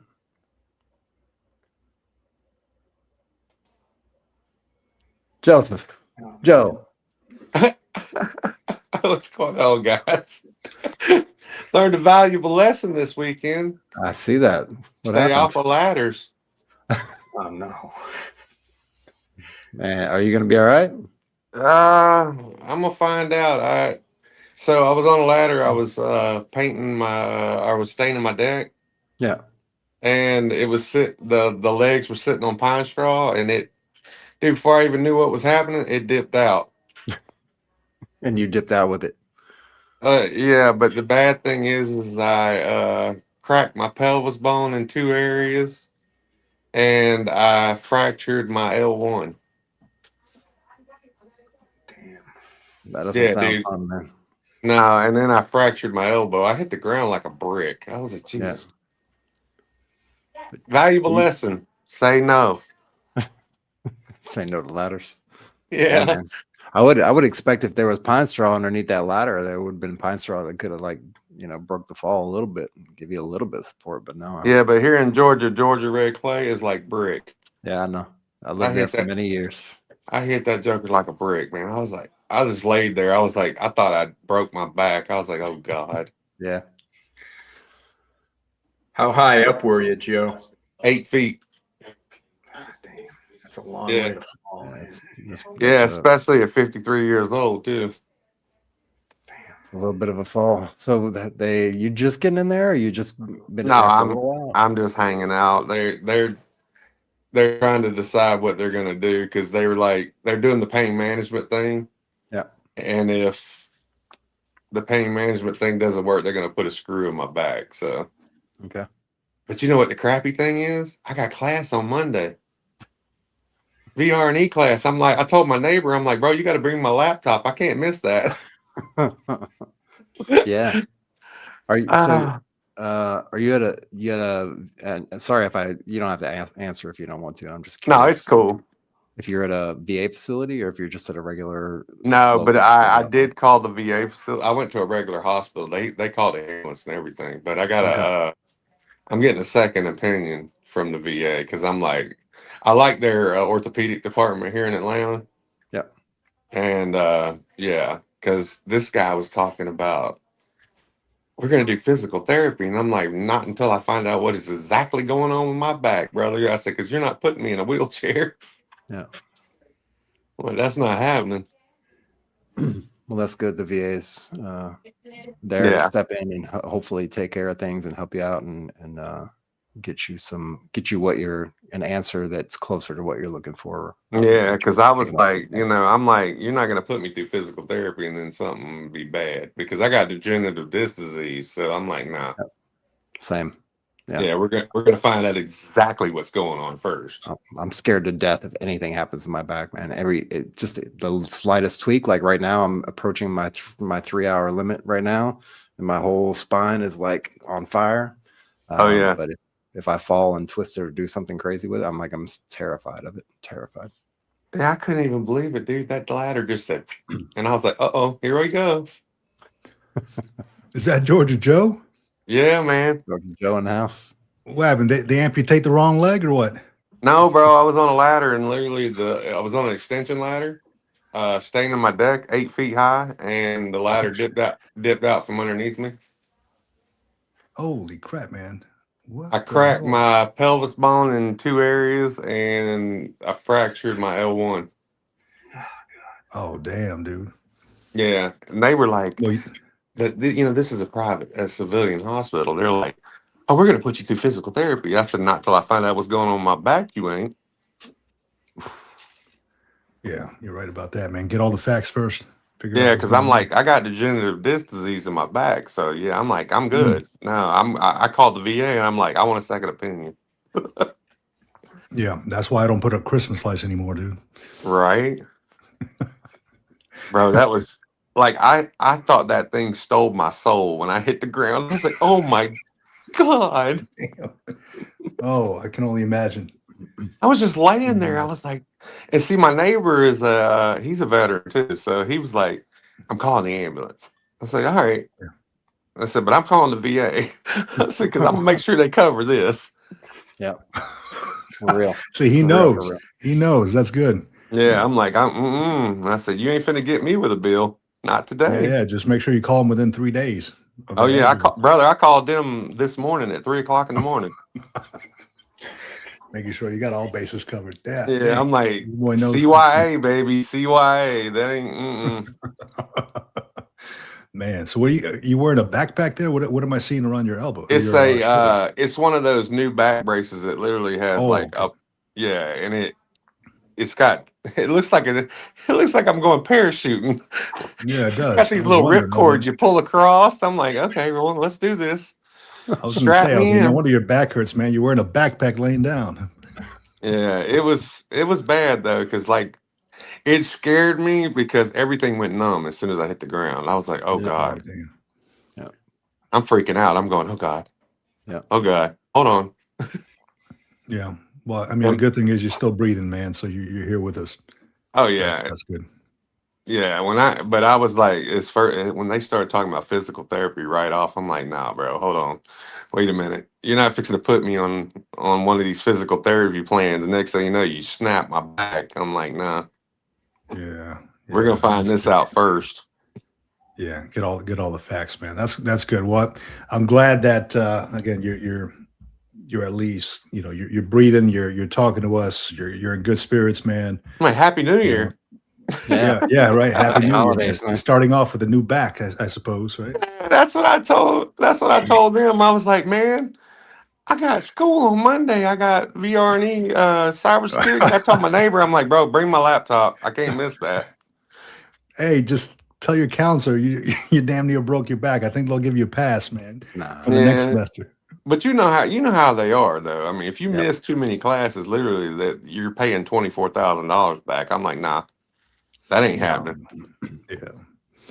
Damn, man. And Navy cop says, just wait. At 57, I pull a rib just coughing wrong. Oh, trust me, Navy cop, when I cough, like I almost peed my pants. I was like, oh my God, that hurts so bad. They were laughing at me. They're like, are you okay? And I'm like, no, not really. I'm like, but I got a cough. So the nurse is like, so how can I help you? I'm like, well, you definitely can't cough for me. So,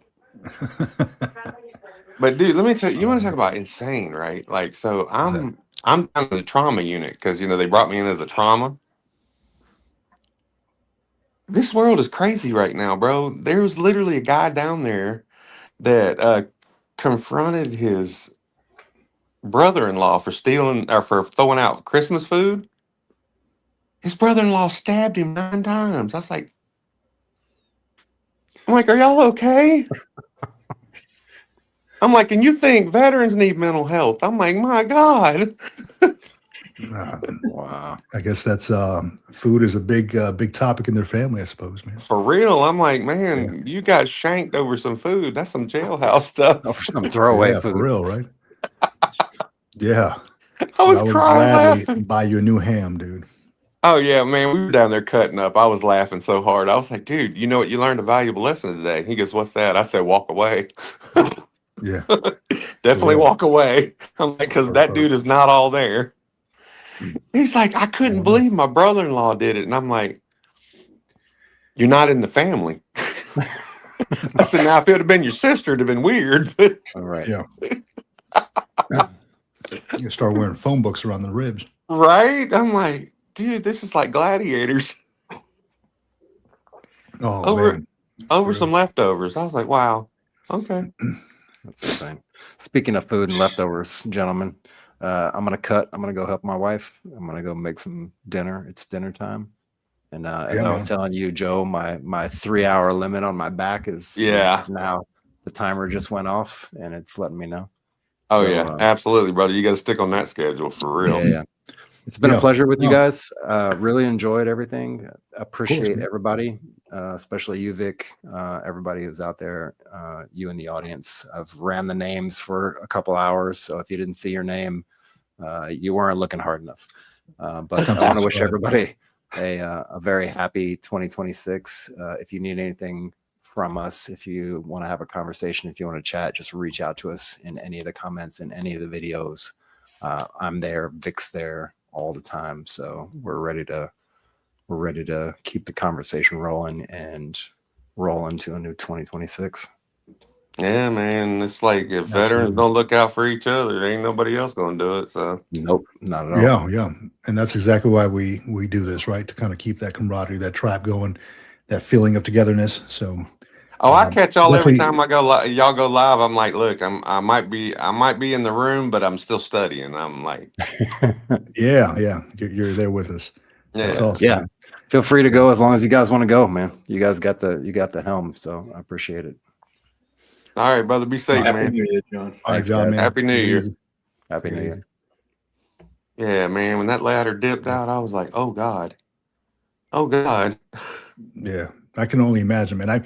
I mean, I've fallen off not 8 feet high, but I've fallen off ladders before, and you know they fall on you. It doesn't feel good, right? Obviously, You Can't know, imagine. and I tell people, I'm like, God was looking out for me because around that post that I landed next to was a concrete footer. God. I was like, man, if I'd have hit that, that would have been a wrap. Shit. But like, my neighbor was like, his son came running out there, and he's going, he didn't pass out. He goes, no, man, he's a soldier. He's tough. Don't even worry about it. I was like, man, I've So I been through guess worse. so. I guess your 2026 involves a little bit of rehab, Yeah. a little bit of rest, maybe taking it easy. Yeah, they're doing the pain management thing, but I'm like, bro, I can't even lift my like because it's all on the right side. Yeah. So I can't even lift my right leg right now. I'm like, Oh, well, shit. no, it's only one day. I mean, come on, that's still trauma. Mm-hmm. Yeah, But man. it's gonna be all right. I mean, Yeah. learn valuable lessons. Yeah, absolutely, man. I mean, you learn from everything you do in life, man. So Yeah. whether it's a good thing or a bad thing or indifferent. Well, I'm Yeah, glad I'm you're all like, right, look, man. man, even at 53, bro, I'm still learning. Hey, it's continuous, man. Even with Yeah. VRE, you're still learning. Yeah. But that's going good, dude. Like, if anybody hasn't looked into that my computercareer.edu, Yeah. it's really a good class. Like all the classes are Zoom meetings, and like you can get your certifications from home. I mean, it's well worth it. Now, question with the VRE, man. Did you ever do like your tech package? Did your counselor ever talk to you about that? Yeah, I got him 3 screenshots of 3 different places that are hiring remote jobs, and I sent it to him, and then he contacted me back, and I put the school in contact with him. He sent him the paperwork, and yeah, I'm in. But did they ever get you like a computer or anything like Oh that, or a yeah, I got a printer? They laptop. did. Oh hell yeah! And that I thought that was amazing too, man. When I contacted my counselor and told him, "Hey, look, I'm doing this, this, and this," and he came out and he's like, "Hey, do you need like anything for school?" And I'm like what? He's like, "You need like a laptop or something?" Bro, I'm like, they'll "Oh, buy. They're literally like, if you go deep into it, they'll buy you a desk and everything. yeah."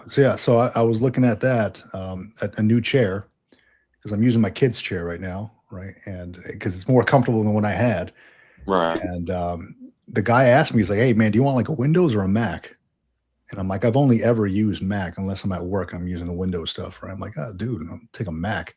But I haven't started class yet, so he can't get me anything until I actually start class first. Right. So yeah, so that's the downside.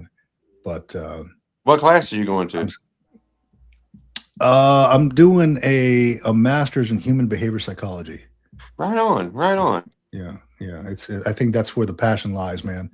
And I'm kind of on the fence too because in March there's another master's program that starts in clinical counseling, and since I haven't started anything yet, and it's Sunday, probably have somebody reach out to me tomorrow. I'm still doing some research because I really want a certification in clinical counseling, and just to kind of get my foot in with the VA to do something Yeah. with them, like work with veterans and all that. Which is another good thing. Somebody had mentioned this on LinkedIn, and I was going to share it on here. See if I can find it. But the VA is doing this. They're covering the costs.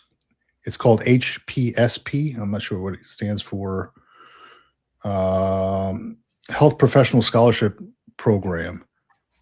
So January 12th to February 27th, they open up a scholarship for anybody who wants to get into vet-centered disciplines like doctorates in psychology, masters in social work, masters of doctorate, licensed professional mental health counselors, masters of doctorates in marriage and family therapists. There's a couple other ones here. Essentially, they cover the tuition and all that stuff, and they give you a stipend as well. It's like Oh, right $1,300 on. or something. So this is great for like folks who have exhausted like their GI bills, folks who have exhausted like their VRE and they want to get into something else. The VA will actually cover all this stuff for you and give you a living stipend. Oh, that's So, awesome. yeah, I'll make a little video of that and post it up and all that Let me stuff. tell you, like I've been to one of the vet centers. I've been to the vet center here in Atlanta, and it was pretty good. I mean, it was they're really more geared towards you instead of, just a group setting. Yeah. So it was really good. I was like, that was pretty cool. That's excellent, man. Yeah, and I'd like to hear more about them, like it's like in different areas, because it's hit and miss, man. For what I hear about these vet centers and VA It clinics. is. It is. Yeah. The only thing is with the vet center, I know that you have to actually sign a waiver for them to talk to the VA side. Hmm. So are they connected to the VA? They got to be, right? They're their own entity. Huh. They basically they'll do group counsel, they'll do solo counsel, and they go beyond the regular scope too. Mm. Like they'll literally go into, pre-military, anything that happened then, they'll give you a full workup. Like it was pretty good. I mean, like I was like, okay. So then she's like, so do you want me to send this stuff to your mental health doctor? And I'm like, absolutely. I'm like, why not? I mean, hello. Yeah. Wow. I'm like, put it all in one area, Yeah, exactly. Yeah, keep it all there.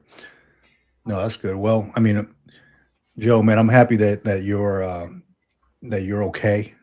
I'm Yeah. happy that you're in good spirits, man. I really am, because it could have ended very badly, but thankfully, you decided to fall on one side versus Right. the And my other my side. neighbor is he was sergeant major and Yeah. in the army, and bro, he worked me over right there. He was like, bro, he grabbed my legs. He's like, can you feel this? Can you feel this? He checked me out before he even called 911. I Okay, was like, that's thank good. God you were there, man. Yeah. But yeah, I'm still here. Good, man. You're still with us, so Yes, I'm sir. Yes, totally sir. glad about that.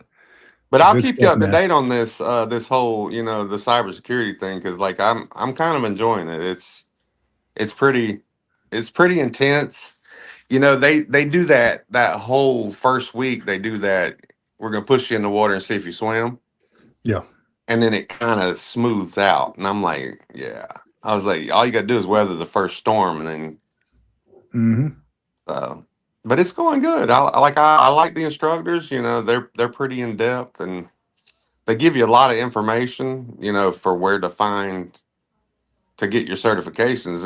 And for anybody that wants to do it, I'm telling you, like, there's a lot of money in it right now. Yeah. And what was the name of the program again? It's called Cyber Warrior Program. Cyber Warrior. And it's through mycomputercareers.edu. You can either do it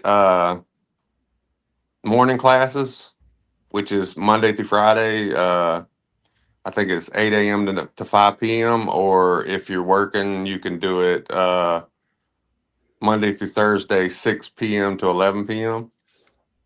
Okay. And like I said, they give you everything, like literally, like all the information. If you fail the test, it's because you didn't read. Yeah. See, that's doable, because when I was looking at the master's programs, man, they freaking it's set times, and of course, like, it's set for folks who have day jobs and all that. So I'm like, hey, what times do you guys meet? They're like, oh, 2 days a week from 5 p.m. to 10 p.m. or something like that. I'm like, those are like my prime hours where I'm with family. Right. Like, I don't want to be sitting in a classroom. Dude, half the time I'm asleep by 10 p.m. You're gonna have me sitting in a class at 10 p.m. So I can already see me dozing off as the freaking instructor's talking to me. Yeah, and that was me. I was like, as soon as we finish class, I'm like, shut down. I'm going to bed. I'll get up tomorrow and I'll do a little studying. But it's a pretty good. It was intense at first, but then it started smoothing out, and I'm like, I said, this is where y'all need to be, because I got a lot. It's a variety in the class. There's a lot of young veterans and there's a lot of old ones. Yeah. And they're like, we all mesh. Like, we do a Discord, we study group. I'm like, look, man, we got this. I said, and for those that are coming into it without any tech experience at all, I'm like, look, man, I can get you through the first half of it. The rest is up to you. Yeah. Well, the thing is like before I got sick with the VA and everything, I had my network managing degree. Mhm. So I'm like, bro, I will literally walk you through everything inside of a computer. It's not that big of a deal. Yeah. I've actually pulled my tower out and opened it up, and I'm like, here, look, this is the, and this and this and this. I just break it down to them. I'm like, but a lot of them are picking it up, and it's good. So I'm like, where it's And I at. got to believe that there's tons of YouTube videos out there that talk a lot about it too. Half the stuff I've learned in the last 2 years have been just off of like YouTube University. I just Oh watching yeah, YouTube stuff. like for the cybersecurity thing, there's a guy called Professor Messier, Messer, and literally he walks you through the entire exam. And I'm like, oh You hit that, yeah, man. Easy. yeah. I I'm say like, easy, but I'm not there doing it, right? yeah. Well, it really, like a lot of people don't understand computers. I'm like, dude, it's just reverse manufacturing. All of them are the same inside. They just turn the motherboard a different direction. Mm. Well, that's a good way to look at it, man. Yeah. Yeah. But Yeah. yeah. I've tried But to I just build want to my own check in computer with y'all, years ago. man, and I'm gonna see what this doctor says. Yeah, well, hopefully all good things, man. Absolutely, much brother. luck Y'all to be you, man, safe, and- man. Yeah, take care, dude. All Get right. well, Joe. Get well.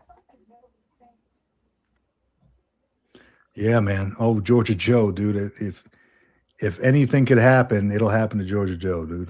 Unfortunately, it's the end of the year, going into the new year, man. Hopefully everything works out well for him, and I'm sure it will, man. He's in good spirits. Yeah, he's in Like, great spirits. I mean, Yeah, he's definitely a glasses half full type. yeah. I don't know how that would have fared for me. I would have been probably a little bit more worried than that, but that's just me. But that we started off the podcast talking about positive mental attitude. And specifically like that Man's Search for Meaning book, Viktor Frankl, and how that got him through like the Nazi camps and all that stuff. Mhm. And a lot of it was the positive mental attitude. And I've been doing a lot of reading on that, like how that really affects you. Like when you have like an illness or something, the way your attitude is really affects how bad or how good the illness or how well you get, right? Which is kind of crazy how that all works out, how it's all kind of intertwined in your brain and how that controls it all.